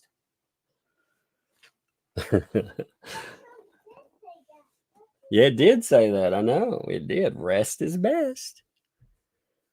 That's funny. It's like it did say that. It did indeed. All right, here's another. I got to turn my display back on. You don't see the display change, but my display cuts off. I guess you can't read this stuff, but I'm always afraid there'll be a picture or something else here that, you know, I already hide a lot of pictures because of the platform. But if I hear hitting the steps, I have a switch over here that kills the display. So I actually like that. It's one of the best things I've rigged up.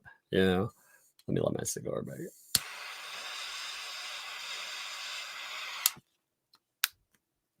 I think that's I think it's awesome though. But give me 1 second. It's almost fired back up. There it goes.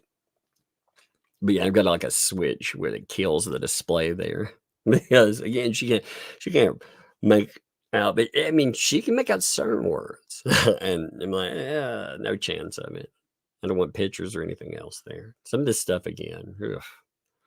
So posted, we decided to wait until she could come here and do it in person. But right now, I'm waiting for the injunction to see if the judge is going to give it to me. Jeremy's paid video, where you can pay to be a higher subscriber, and then you get special videos. Now, that proves, by the way, when you see a statement like there, they know that he makes money off of YouTube, not just off of views, but off of memberships. That goes directly to the argument too. They cannot argue, oh, I don't understand how memberships work. Because they're making that argument for you. They're telling you. So that's interesting to put in there too. They say, They're evil. He's a cult leader. He tells them that God is telling him that it is time to kill and to bring death to the evil messenger. And that is the bad neighbors, me. What now? Yeah, this. Wow, what now?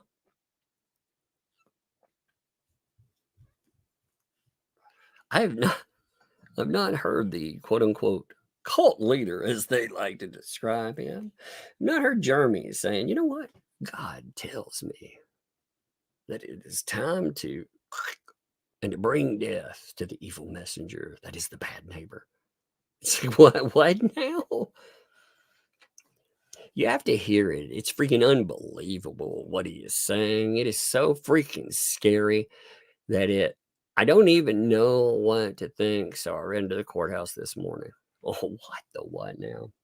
Like, that is lunacy. I think I hear another butt scooting from a little one. Give me a minute. Look. Yeah. You do long X or short X? You can do either, whichever one you want to do. I can see your X. I draw an X like this. Here, I'll show you real quick. I draw an X like this. Look.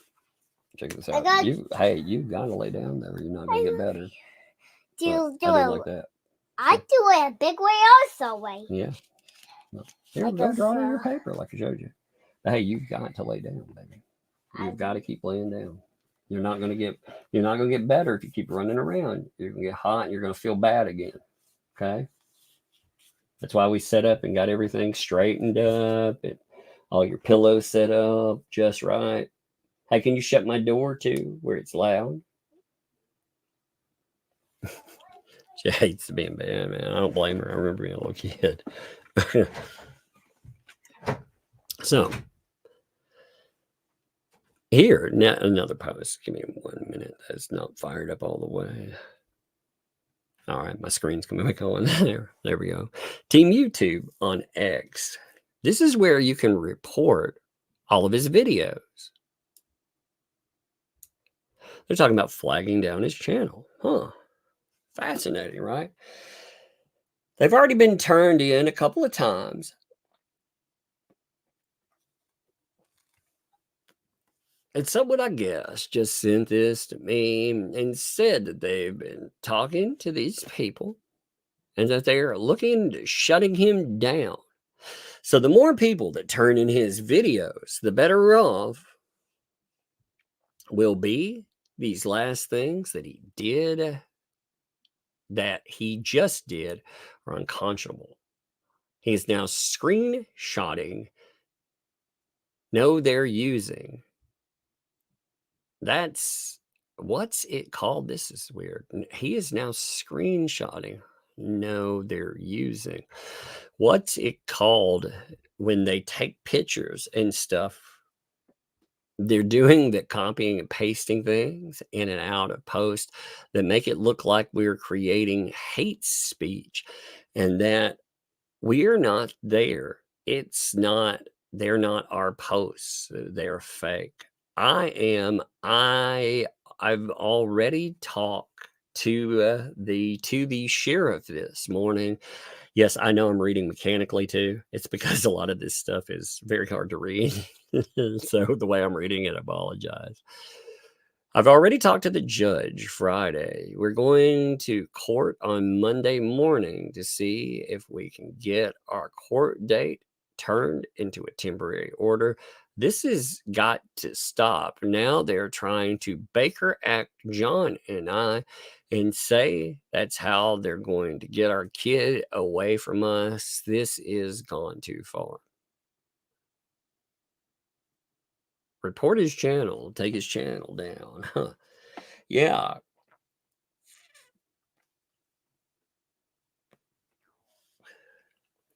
It's fascinating too. Like I said, the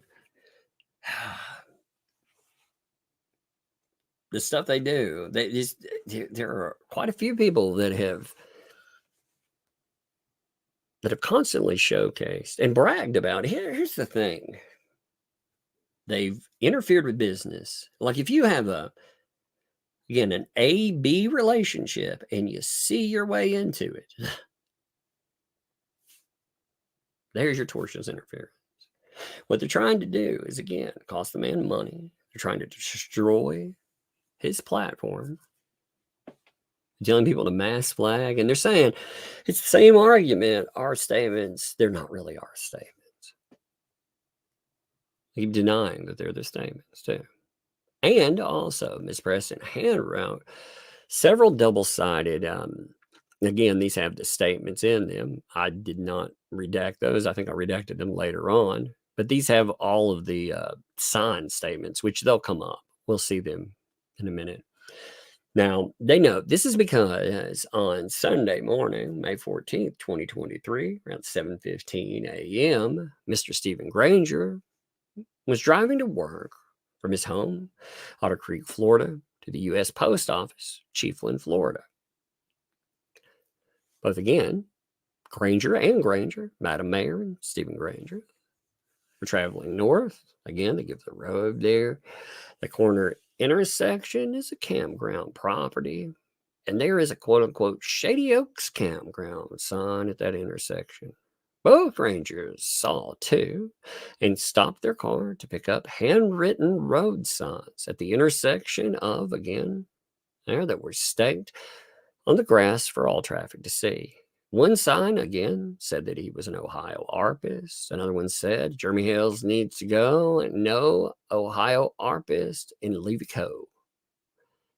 Both Stephen Granger took pictures of themselves loading these two signs into the back of their Jeeps. Remember, they say there's no proof whatsoever that these things ever existed outside. Now, they also, again, the defense was, well, even if they were out there, they were only out there for 41 minutes, in light time. Therefore, how much damage could they have done? Are you kidding me? What kind of argument is that, by the way? What kind of argument is, well, they were only around where people could only see them for, the majority of an hour. Like, what does it take in a town, again, of 100+ people? What does it take to ruin somebody?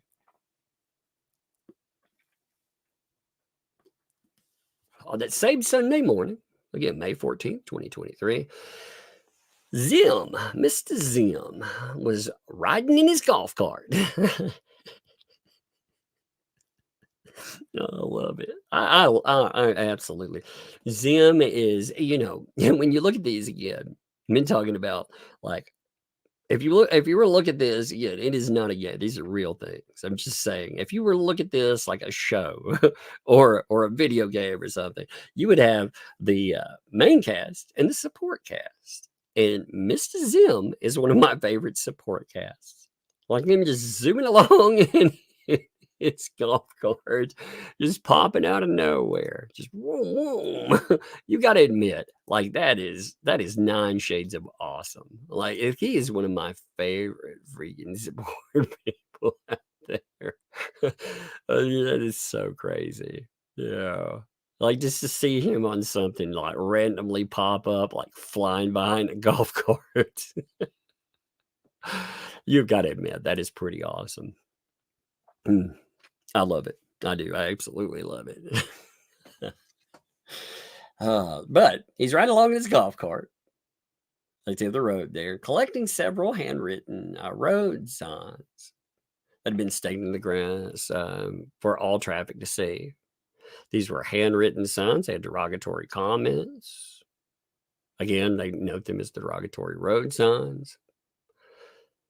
Granger then proceeded to make a left turn where they saw Zim in his golf cart, also collecting more of the derogatory road signs that were staked in the grass. And all these derogatory road signs had derogatory comments about Jeremy Hales.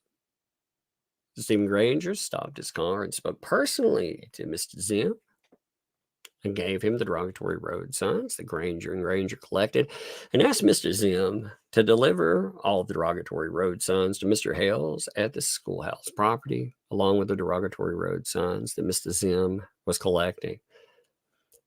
Mr. Zim agreed, and Granger then proceeded to go to work.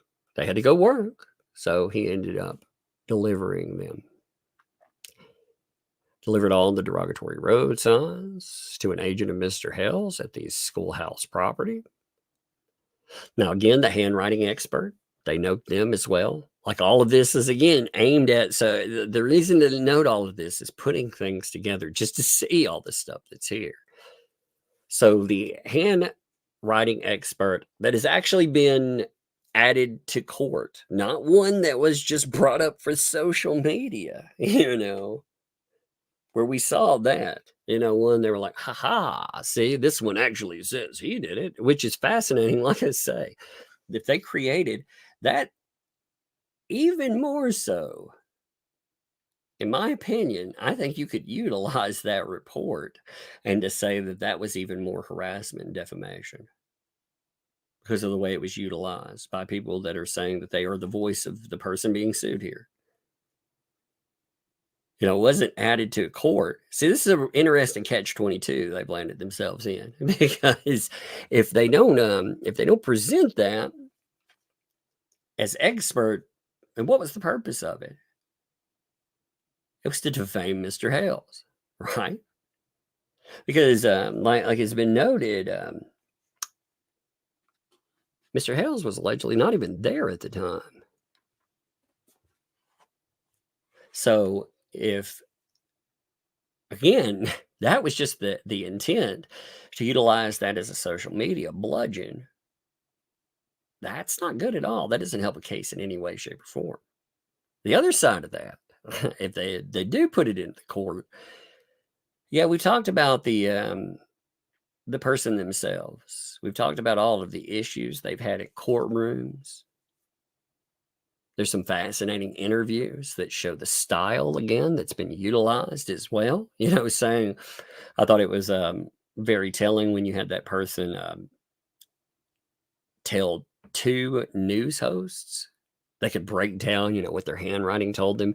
And one of them, again, paraphrasing, was like, yeah, I can tell from your handwriting that you suffered a tragedy in childhood. I believe it was, again, around the age of 12. So they gave it a specific, how would you tell that? You couldn't. There is no way. Again, that might be fun at parties to pop out, but that's not something a court would recognize. If they don't use it, again, interesting catch-22. This, however, is somebody that they did indeed utilize in the courtroom. They said that they looked at them, comparing them with known documents containing Miss Preston's handwriting, specifically 12 of her handwritten court documents. I'm thinking about, by the way, going back and looking at that trial. One of the things, like, again, all of that becomes fair play. Like all of it, not just the depots that we've seen, not just the Ohio stuff, which also any admissions or denials that come in that. There's been some people that have said certain things that were said in Ohio. Do you remember this? And I'm like, oh, no, I don't actually. There's been so much stuff that's went on. So might go back through that too. But I think looking at everything that happened in the courtroom over the voluntarily dismissed case, that might be a fascinating overview again.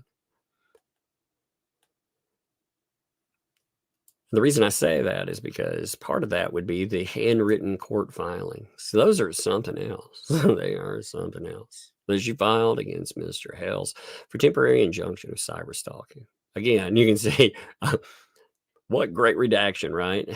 I didn't redact the other two areas that had that, but I redacted these.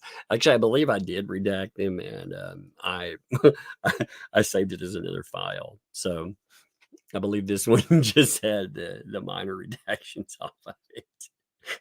Great redactions. But again, the signs, just to note, they stated things like, stop Jeremy Hales, no ARPists in Levy County. Stop Jeremy Hales. Again, you can see exclamation mark. No ARPists in Levy Co. Actually, Jeremy Hales needs to go. No child ARPist in Levy Co. Jeremy Hales, Ohio ARPist. There's also one calling him a child ARPist, specifically saying that he did something to someone's kid. There's one sign that was presented in that too. In July 2023, Miss Preston posted in a private Facebook group and, number one, admitted that John Cook posted the derogatory road signs around Otter Creek, denied that she posted them. Again, not wrote them, but posted them. So isn't that fascinating? Oh, by the way, who posted those up?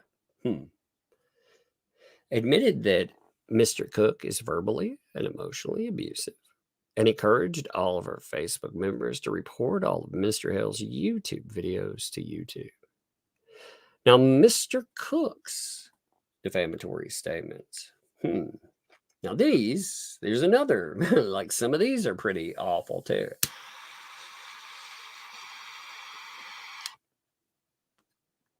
Some of these are pretty woo. So Mr. Cook is the administrator of a Facebook private group called Otter Creek Jeremy Hale's Coward of Levy County, a group for quote unquote ex-fans of What the Hales. Posted Martha, again, Mr. Hale's co-host of What the Hales, long-term girlfriend, was quote, again, very angry with Jeremy for sleeping with Jamie Johnson. She simply did me a favor, and I happened to have my phone camera on. And the vice mayor children.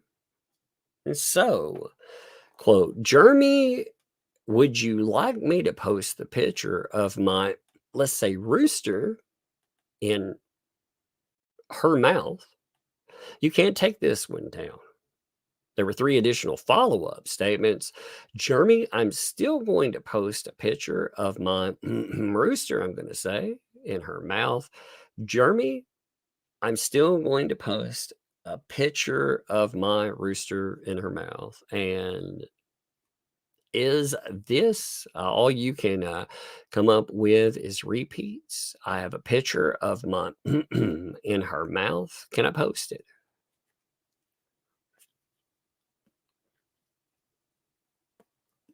Yeah. I mean, really, like, again,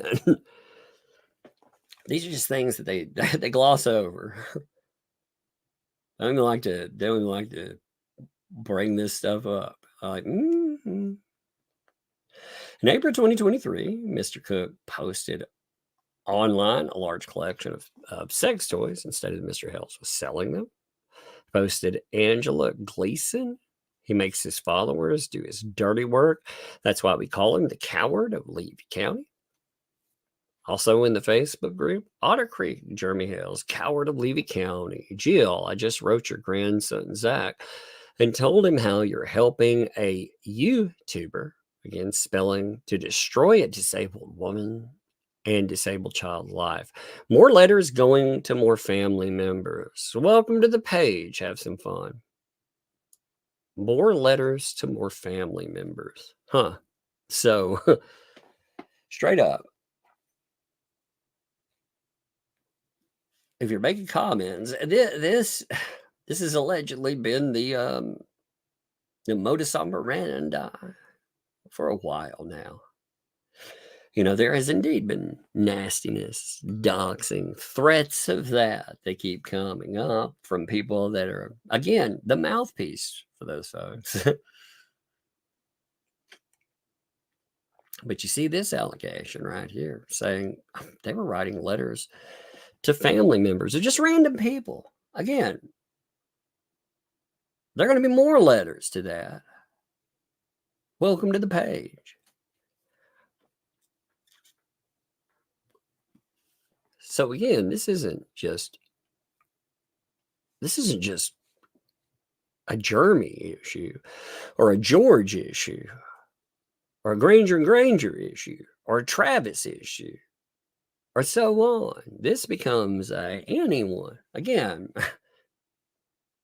I personally believe that the reason a lot of that takes place, that ostracizes a person. People are afraid to talk about what's going on because what's going to happen? Again, random people, random folks. And I've seen random folks get threatened. So here's another post. I believe I've heard from a very reliable source that the reason that Jeremy and George went to Egypt was to recruit some of George/Martha's family to bring them in Otter Creek because they want to make the Ark into a radical Muslim mosque, making Martha happy to have her family here so they can always scream racist people are bothering them. That's horrible, man. That's absolutely horrible.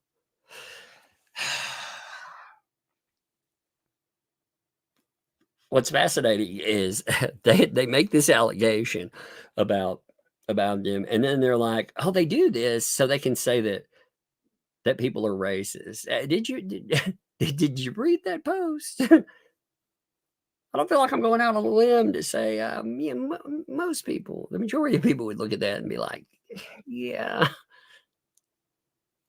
that by itself, you could say the person writing that, they are a very intolerant person, very much so. Also posted, bottom line is that Jeremy hates the LGBTQ community. It's so amazing too. You know, you see people, you can make a statement over and over again. I hear that, man. You'd hear that with like comic pros or whomever, you know, if you talked about something, they'd be like, oh no, that person, they do that because they hate, and then they would end or whatever, you know, when in reality, most people by now, I think the majority of folks are like, if you're an adult and you're doing adult business, you find love in life, happy for you. It's hard to find love. A lot of people subscribe to that I myself do, you know. As an adult, you can do whatever you want. You know, it's not my, again, I might see some things like just walking somebody on a dog leash. That's a little, you know, but that's not something that I subscribe to being LGBTQ. I'll forget whatever else is added onto there. I can't remember all the letters there, but you don't you know, that's not something that you say, oh, that community therefore, you know, that is one is not the other. But it is fascinating how they use that again to try to, you see people all the time that try to demonize and try to ostracize. That's the point. Drive away. That's what they're saying, dude. It's all meant to drive away into damage. So posted, Jeremy hard at work, wasting taxpayer dollars. I wonder if he had to pay out of his own pocket, he would do this stuff, but all the money he gets from mooching, says off his sheep. Yeah. Would he do it if? Would he do it if? Yes, we found out how much money he's actually had to spend too. It's not taxpayer money that he's been, quote unquote, wasting. It's his money, and quite a bit of it. Posted, Jeremy Hale slides down his chair like a scolded dog. At a board meeting, after Gail, the board member, stands up and says where all the garbage is coming from, and it proves the coward is a liar. He could not put on one of his rants on. It's because it would make him look like shit. But his stupid effing fans will keep believing in it because most of them are fat, old, ugly women with no life. Again, these people freak out, by the way. If you were to use, like I say, if you were to say, oh, shut up, fats, you know, oh my God, how dare you? And yet, look at most of you ladies out there. This is how they see you. It's how they perceive you. It's crazy. Random people out there. Just because you watch just because you watch a show, it's because you enjoy content or you believe that something is an injustice. Apparently, They're saying you're a fat, old, ugly woman with no life. Post it. We're going to get David some more viewers and any other YouTuber who helps us clear up the lies Jeremy is spreading about us in the town. Well, for one thing for sure, the other YouTuber are saying that Jeremy is on rugs. Oh, I got a kid. Give me 1 second. I can hear her coming again. She is so bored with standing. It's hard to keep her there. Give me 1 minute. I got a cough too. Hey kiddo, you've got to lay down, baby. I just want someone. I want to use rock paper scissors shoe. You want to do a rock paper scissors? No, rock paper scissors shoe. I got the rock. I think about more paper or scissors. All right. Yeah. Yeah, I always think of just scissors and paper. All right, we want to do rock paper? Let's do it. Wait. 1, 2, 3. Oh, you got a rock. I got a rock too. Okay, let's try to get 1, 2, 3. Oh, you got a rock again. Okay, one more time. 1, 2, 3. Oh man, I got scissors that time, and you got a rock. That beats my scissors. Smoosh, smoosh. You know, rock beats scissors because rock is harder than scissors. Yeah, it smooshes it up. You're right. Yeah, it's smush, smush, smush, smush. Oh man, hey, you gotta go. I want to build a rock paper scissors shoe. We just told them about it. No, what? Rock paper scissors shoe where you play with your friends and you choose rock. If you choose rock, it beats scissors. But Right. if you choose paper, scissors cut them up. Oh my goodness! And paper beats rock, right? Yeah, paper just covers rock. Oh my goodness! Like when it gets too hard, it just cuts. All Beep, right. beep, beep, beep, beep, beep, beep. Is that how it goes? Okay. All right. We'll go ahead. Hey! Lay down for real. No, lay down. Hey, Krampus. Gigi took Krampus with her window left. Bye. Well, go upstairs. That's funny. She not only gave us a breakdown of how rock, paper, scissors works, but also there's so we ended up with a like an Elf on the Shelf version, but it's a Krampus, right? Just this freaking chair. It sounds like it can fall over. But we got a Krampus. She hates that thing. So she was like, my grandma took it. I'm just letting you know. She probably threw it in a bag to get out of the house. I asked her, I was like, why do you hate that thing? You know, it's not real, you know. It's she was like, well, it's about bad kids. I was like, but you're not a bad kid. She's like, well, I'm a good kid, but every now and then I sprinkle a little, maybe not the best. I was like, okay. Oh Lord, that's funny. Okay, let's pull this one up here again. So they say, well, one thing for sure, the other YouTubers are saying that Jeremy is on the D rugs, which is very possible because his best bud up north in Ohio is getting divorced because of a D rug habit. And when he hurt his foot, they're saying he got addicted to opioids and he mixes them with alcohol. Wait a minute. John Cook is saying this? The person that Lynette and others said has a severe drinking problem and that takes prescription medication as well? That's kind of, that's kind of interesting, is it not? It's actually quite crazy. I mean, when you think about it. Oh, Lord. Janice, by the way, thanks for the 10. Lynette and Crook have more money, items donated, than they have ever had. Discussing humans, auction thieves. Jeremy can't wait to sell this ranch in 77 acres. I don't blame him one bit. If he ends up, they don't understand. Like, people have been celebrating him selling off that just goes more to his court case. He has had people harass him to the point that he feels like it's no longer tenable to live there. Like, that's not a good thing. That's a very bad thing. They just don't get that. I mean, the moment they look at weird shit like that, is like it's a victory. Oh, Lord. Kat, thanks for 25 months, dude. Hope Baby Umbrella Girl feels better soon. I shoot, definitely. Thank you. You can tell she's feeling better today than she was yesterday because she's running around. And D. Robertson, thanks for the 5. Hell to all of us old women. LOL. Indeed. You know what? I mean, that's such a.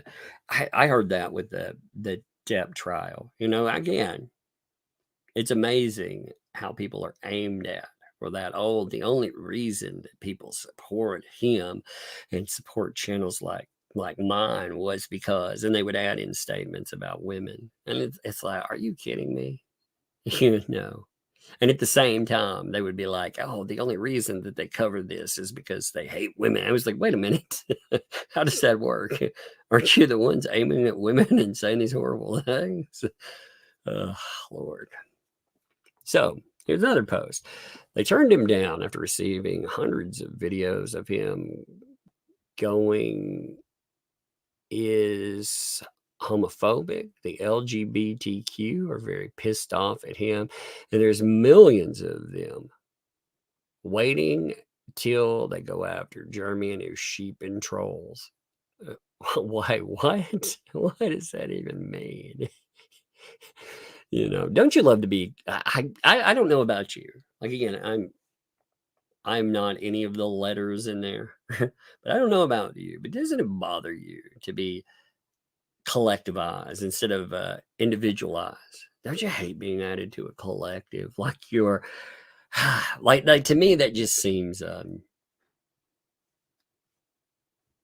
that seems very intolerant itself. And then they make you this, like, you don't have your own thoughts, your own will. Like, that is the only thing that defines you as a human being. It's so anyway. Posted. The coward of Levy County is being served a no contact order and harassment order against. I'm going to make fun of typo. I mean, some typos are funny, but I get plenty of them. My phone, especially now that they're adding AI stuff in. Oh my God. But he is hiding on his property behind locked gates and a camera to not get served. Jeremy Hales is a effing P. He brags about surfing people and doing everything to him, but when he's starting to get nailed, he's a coward and Hines. Okay. So, again, they note the reason all of this matters.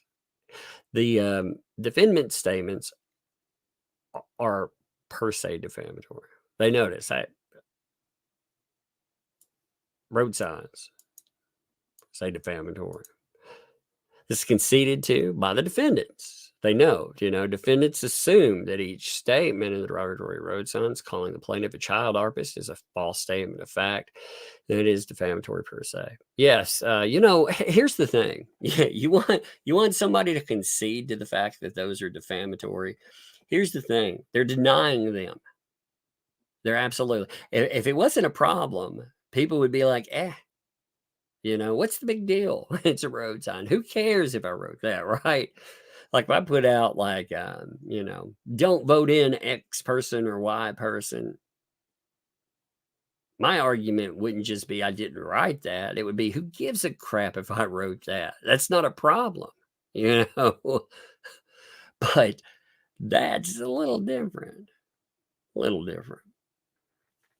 Statement is defamatory if it impute to another a criminal offense amounting to a felony or presently existing, here on the other side, loathsome communicable disease, conduct characteristics or conditions incompatible with the proper exercise of his lawful business, trade, profession, or office, or the other being a woman, acts of chastity. Now that's interesting. The other being a woman.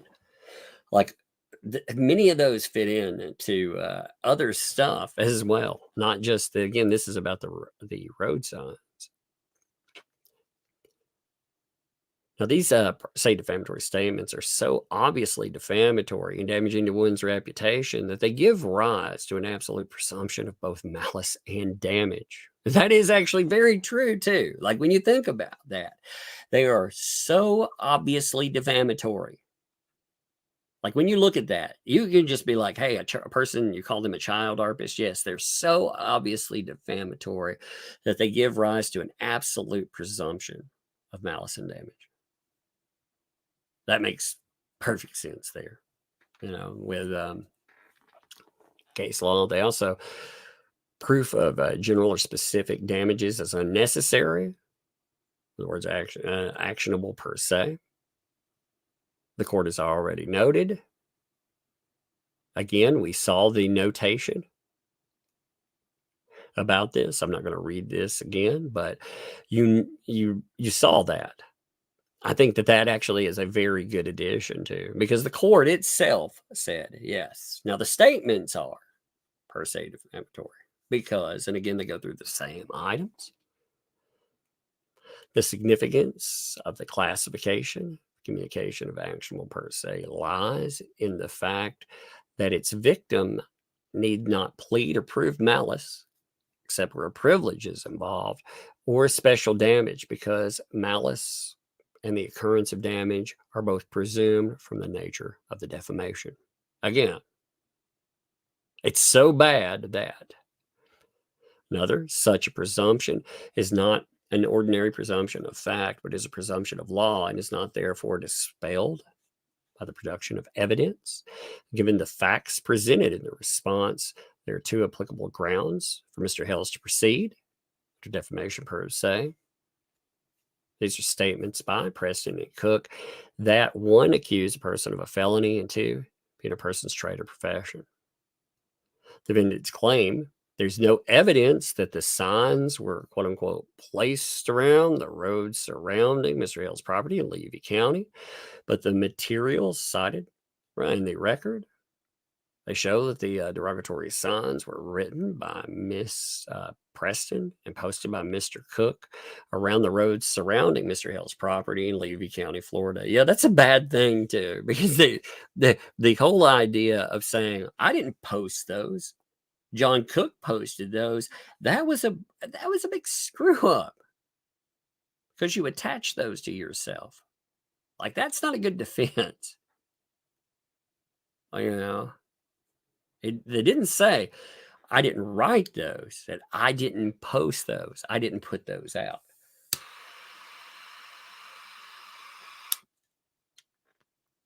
But that is a real problem they're going to run into with them. Defendants then claim, assuming the plaintiff could somehow produce evidence creating genuine issues of fact as to whether either of the defendants wrote the derogatory signs and whether derogatory signs were placed around the roads surrounding Mr. Hale's, Levy County, Florida, there's no evidence anyone ever saw the derogatory road signs. That's what they were saying. There's no evidence anyone saw it at all. Remember that was their whole, the whole argument with that. The material cited again, right, and in the records show that the derogatory road signs were seen by, and they know, hey, wait a minute, these people right here saw them. We actually have proof that some people outside of Mr. Hale saw them. And that's a good point. They're like, there's no proof that anyone else saw it. Well, they said they saw them. They said they collected them off the road. And then again, remember the defense here.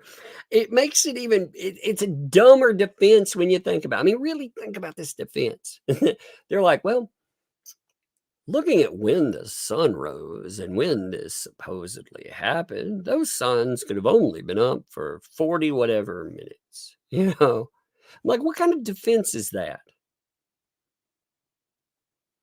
Okay, how many people get there? They're like, well, that would have limited how much. So there's no proof anymore. Well, these folks saw him. How many other people during that time? Defendants then claim, in addition to having no evidence that the defendant wrote the defamatory signs, the plaintiff also cannot produce evidence that the signs were ever posted around the roads surrounding Mr. Hale's property or how they were displayed. Nor can the plaintiff produce evidence that anyone saw the signs while posted and before being removed. Now, the materials, again, they show that the defamatory signs were seen while posted and before being removed around the roads surrounding Mr. Hale's property, again, by same folks. Now, the defendants then conclude that, quote, because the plaintiff can produce no evidence the defendant made the defamatory statements by writing the signs, and also because the plaintiff can produce no evidence of publication, his defamation claim fails as a matter of law. Now, again, the materials here. They show evidence of publication because they show defendants wrote and or posted derogatory signs that were seen by, I've got a kid coming, again, by the folks here. I hear her moving around. She hasn't come down here yet. Because, give me a second. There's a certain word there. And I think I hear, hey, are you on the steps? Hey, come here. Yeah. Yeah, come here. What are you doing? Come here. Let's go give you something, but I lost it. Okay. Well, come here. I heard you on the steps. Come here. You tell you're feeling better today. What is that? It was Oh, something yeah, in yeah. here, but I lost what I was going to give you. It was Okay. Well, if it's on the steps, I'll find it when I finish up. Okay. okay. Thank you. I'll put It's it not right the here. steps because I was right down here. I Okay. dropped it. Well, give me 5. I appreciate it. Thank you. That's very nice of you. Hey. You have got to lay down. I You're put not, cold water you're on gonna- my face. I know, but you're not going to feel good tomorrow if you keep moving around like that. You've got to rest. That's Like you took medicine. That's a pizza. Oh, well, we'll see. Like, when I have to give you some more medicine in about 2 hours. no, not 2 hours, in about an hour, and we'll eat some food right before that. Okay, we'll eat some more food. Yeah. I go put those slimy feet things up that you buy at the potty store. I go put those up. Maybe we'll talk about it. Put them inside my room. We'll see. They're big stickers. We'll talk about it. Maybe if you go will rest. help you. If you go rest, I'll let you help me put them up. Okay. Okay.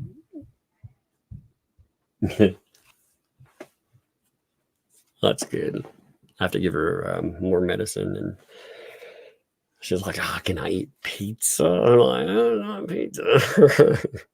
I'll find you something easy to eat right before you take your food, so you have something on your stomach.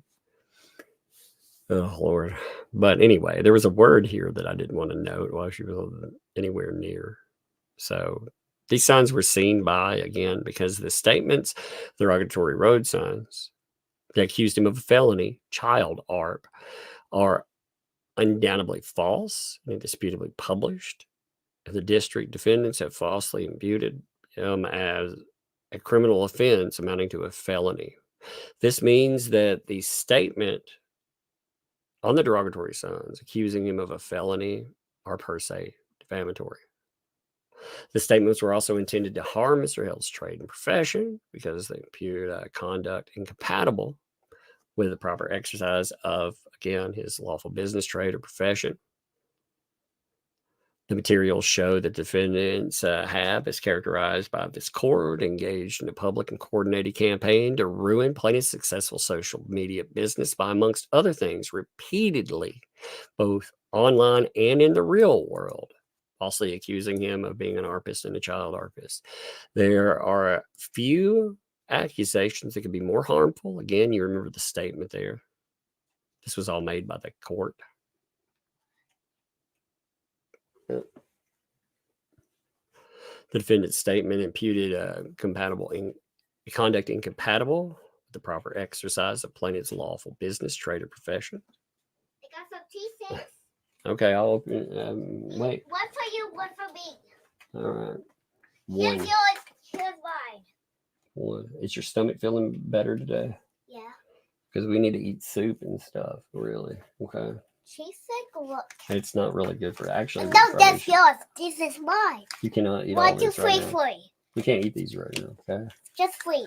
Yeah, but we can't. No, we can't eat these right now. 2. They're not good for your stomach. They'll make your stomach upset. They'll make you sick to your stomach, baby. They'll make you sick to your stomach. Now, close the door. She's mad at me because I told her she can have cheese sticks. She's like, no, those will not be good for you. So again, the materials show, because plaintiff is also known for and relies on his virtues in order to receive subscribers for What the Hales and all of the professional social media platforms, providing ongoing programs and maintaining relationships and goodwill with them. And because plaintiff relies on the virtues, his reputation will be determined by the amount of subscribers for What the Hales and all of the professional social media platforms. The statements, again, on that, they affect his trade and profession. Therefore, the statements accusing him, again, of a felony, that would, again, impact his, it definitely would impact. We're almost done with this, by the way. Moreover, the materials not involving derogatory signs show, because plaintiff is also known for and relies on his virtues in order to receive subscribers for What the Hales and all of his professional social media platforms, providing ongoing programs and maintaining relationships and goodwill with them. And because plaintiff relies on his virtues and his reputation, will determine the amount of subscribers for What the Hales and all of his professional social media platforms. The other posted statements of both Ms. Preston and Mr. Cook, not related to those derogatory signs, accusing him of a felony, again, child arm, also affect trade profession. These include, without limitation, statements that, again, he bullied our town clerk into a stroke. Everything he says is a lie about the Otter Creek.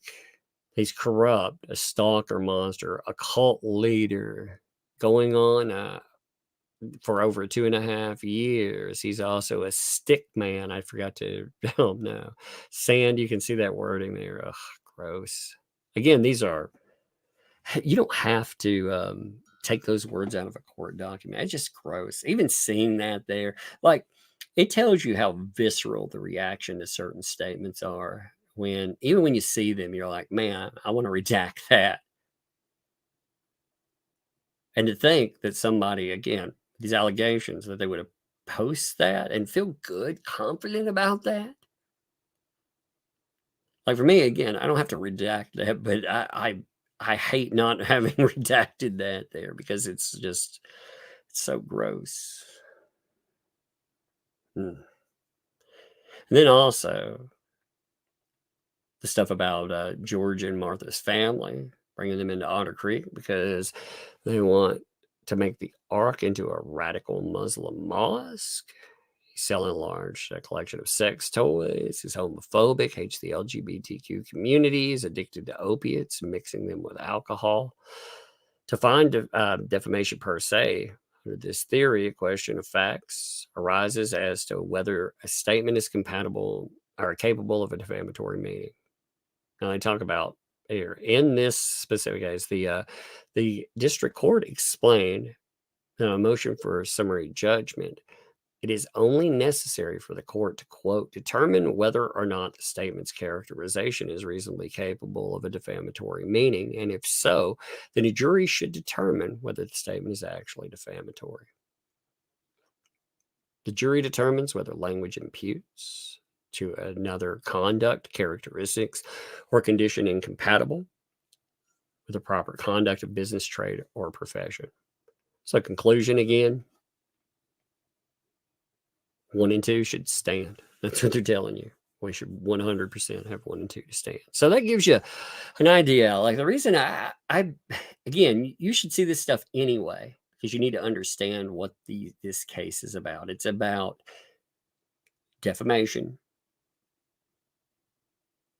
It's also, again, it talks about the criminal acts. Again, I can't remember the specific. I'd have to look up the various specifics on the allegations with that, because there's 6. There's 3 counts per person. There's also tortious interference. So, you know, you have Lynette Preston and then John Cook. 1, 2, 3, 1, 2, 3, you know, or you have, and they were trying to knock out portions of that, saying there's nothing out here. You can't say that they did anything. And well, you saw the court's reactions to some of that stuff. Like I said, we have a timeline that is going to happen too. Well, unless something changes, we're definitely going to have a timeline situated that's going to follow. And it's going to be interesting to see how it plays out. It's Sinbad, thanks for the 14 months there. I just need to say the 67-year-old grandmother and her husband of 44 years loves you and your family, Tuck. Thank you. Hey, loved you all too. You know, like I said, it's so nasty to be like what age are his viewers supposed to be then? What would have been acceptable? Like, are they all supposed to be like what's that statement supposed to mean when it says that they're all old, bad, ugly women, is essentially, right? Okay, so are they supposed to be a specific aged male audience? Because then they would just say that the reason that all of this is happening is because of the ism. I mean, yeah, there's always a buzzword to attach, you know, to accuse somebody of, you know. They've accused him of going after a vulnerable elderly woman who was, by the way, wasn't she one of his viewers at one time? Now, she likes to say that she wasn't a fan, but she also admitted that she was indeed a viewer. She posted that thing about them being neighbors. So it's fascinating there. It's like, wait a minute, what now? What's up, man? How you doing? Retired. Let's see. Staff sergeant, right? Is that right? I hope I got that right this time. Man, my brain, like, I'm hoping I absorbed that right. I'm gonna make sure I got that right. Let me see. Give me 1 minute. Give me 1 second.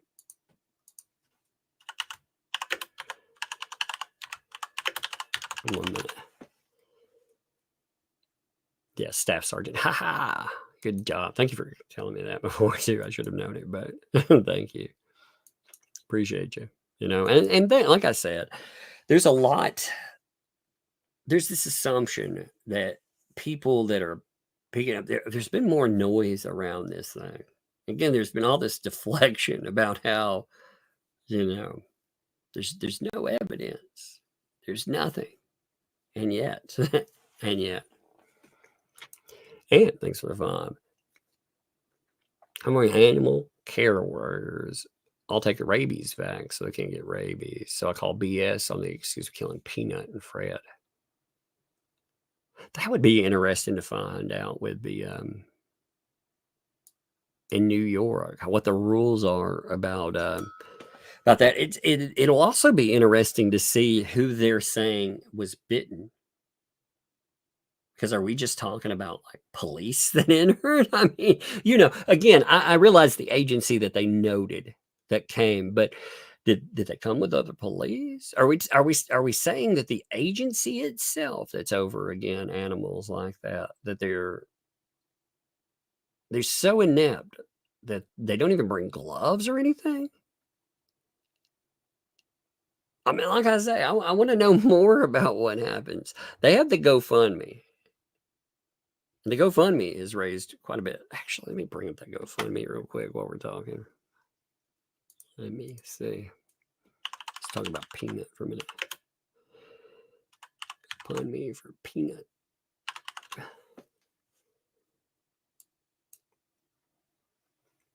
It's made quite a bit of money too. I mean, it's pulled up.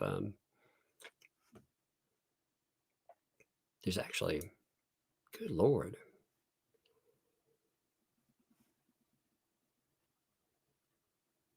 Let's see, there's this. There's another one. Yeah, here we are. Give me a second. I'm pulling this stuff up here. It's just crazy. I mean, when you look at the GoFundMe, here we are. I've got it pulled up. Let me pull this in front of you real quick. So the fundraiser about Peanut. Right now, it's raised $189,000. Now, unfortunately, anytime money becomes a discussion, it is utilized as a way to attack. This thing, it's got a lot of publicity. It shows you how many people. What this tells you, when thousands of people donate to something, this tells you how big it is. You know, when people are also, they're not just donated, they're donating large amounts of money. You know, when they're doing that, you know.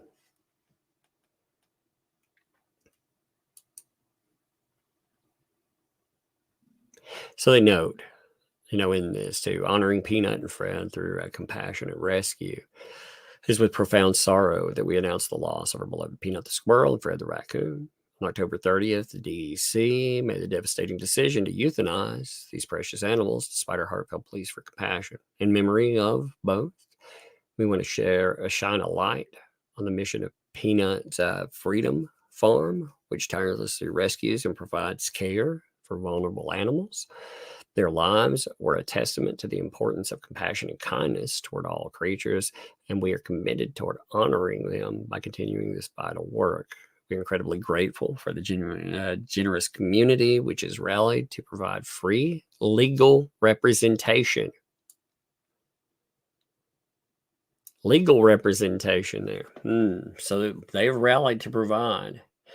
You're going to have, again, it is big enough that, you know, lawyers will salivate over this. You know, some of them will be motivated because the issue itself, of course. Some of them will be motivated because of they want to stick it to the gov.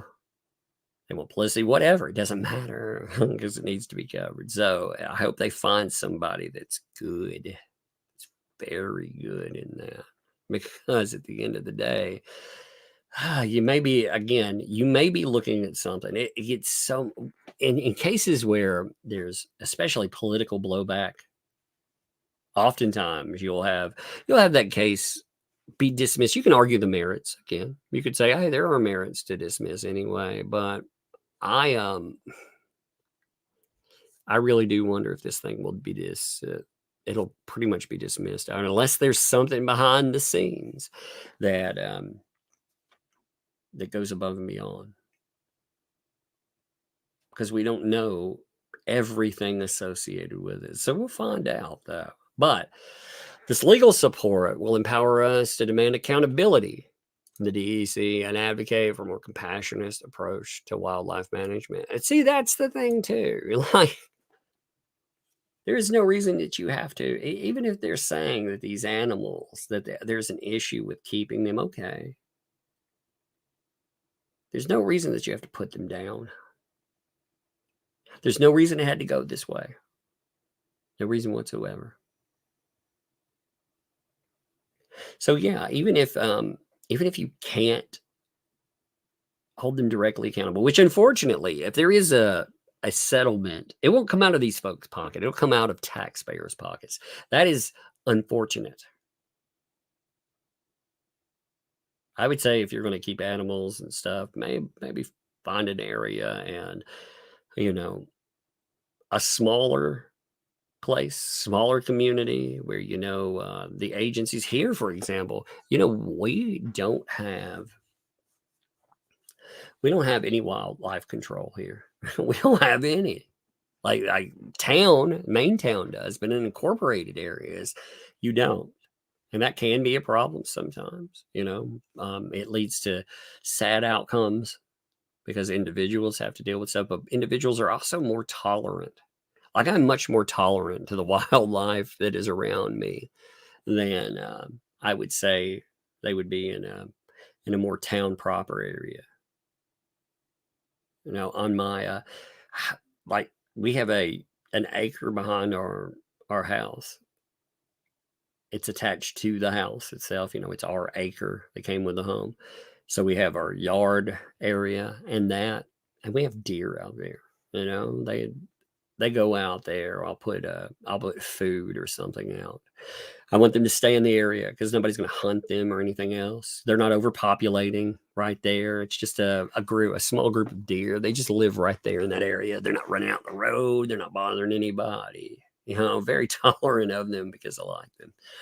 We have squirrels. I've told you about the squirrel madness. That's another reason this makes me mad because I have a squirrel out here. Like I had somebody come over and drop me off a chai tea this morning. I like chai tea. I throat hurts. I like chai tea in the morning, you know, just a coffee. I'm not a big coffee drinker, but one of these squirrels out here, it's just, like I said, it's like it knows humans. I don't know. It's funny. I love watching this squirrel. It runs down the yard and it turned around and I swear it was motioning one of its arms, like moving its arm up. I was telling them, I was like, that squirrel is flipping me off. I was like, it's giving me the bird, man. It was funny. It was just sitting over there, like hiding by some bushes, not even really concealed. It didn't go up a tree or anything. It just sat there and its arm kept going up. I was like, what in the world? It was like, the thing is flipping me off. It's the same damn squirrel that's been climbing up on my video and stuff. You know, and I like that squirrel. It would make me very mad if somebody killed my squirrel out there. I don't bother it. It doesn't bother me. You know, it's funny. I like it. You know, we have rabbit. I have a rabbit that moved into the flower bed thing, like out in front of my house. You know, it would make me mad. And I don't own them or anything. They just run around my yard. So having it for 7 years though. But anyway, all proceeds from our fundraising efforts will directly benefit the rescue and care of other animals, Peanuts Freedom Farm, ensuring that we can continue to provide a safe haven for those in need. Together we can make a difference and ensure that other animals suffer fate like Peanut and Fred. Thank you again. They note they have a page for the place and all of that. I'm not telling anybody to donate to anything either. And I've not looked into it enough to say what I think about the place there itself. I do think, however, that if everything is legitimate, checks out well, that would actually be a great outcome for this too. Never letting something like this happen again. But there should be some accountability. You know, the people that were responsible for this, they ghosted their Twitter accounts. You know, the individuals, not the agency itself, but the individuals, they ghosted them. They dumped them because they knew something. They did something wrong. Like there's where the first day that this becomes an issue, they dump their Twitter accounts. And I'm not talking about, again, there was a lady, I'm not including that lady in there that people said was a complainant. I'm talking about the agency, the actors that are part of it, the employees there. Those folks have been dumping their Twitter accounts. They shouldn't be able to do that personally, I don't think. If they have it in their description that that's who they are, that should be considered part of their employment. But isn't it fascinating? They knew they did something wrong. And they're complaining again. They're making themselves the victims in this situation. It just keeps getting louder. I hope it doesn't fall off in a day or so, you know, or in a week. I hope that people remember, because ultimately, if there is litigation, you know, fact finding off of it, it's going to take time. That's one of the real problems with anything from, again, Peanut the squirrel, the stuff happening with the Hales, anything. Litigation takes time. It's a slow moving process, and people want to move at the speed of the internet these days. And the speed of the internet isn't live streams. It isn't 8-minute videos anymore. It's 8-second videos. People want new, you know. And on top of that, you have an election cycle that may well bury this. Right now, it's loud. It's become part of that. But in a few days, the noise will become overwhelming over that particular thing. And I hope it doesn't drown out something that I think is important. But anyway, I'm going to end here. I think we've done enough live stream. I think it's a good live stream, actually. We had a good one. 1,500 people still stuck, too, for discussions of Peanut the squirrel and Jeremy Hales. What an interesting combo.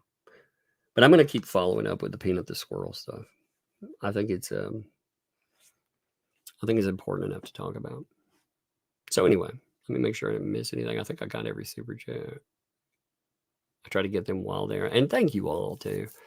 You know, I don't do, I've actually been taking 2 days off in the week normally, you know, spending that time being able to do stuff with the family and everything. And your support of what we do with live streams, it makes that possible, you know, because again, this isn't just, it's something I'm passionate about, but it's also another job I hold. So thank you for your support on that too. But I'm going to end here tomorrow, unless something comes up. We should be over at Megan's channel. I don't know. I know she hasn't been feeling well. So we will see. We will have a live stream tomorrow somewhere, but it is scheduled for Megan's channel unless, you know, unless I note otherwise, but we will be somewhere. So anyway, appreciate you folks. And I'm going to end this here. Thank you. See ya.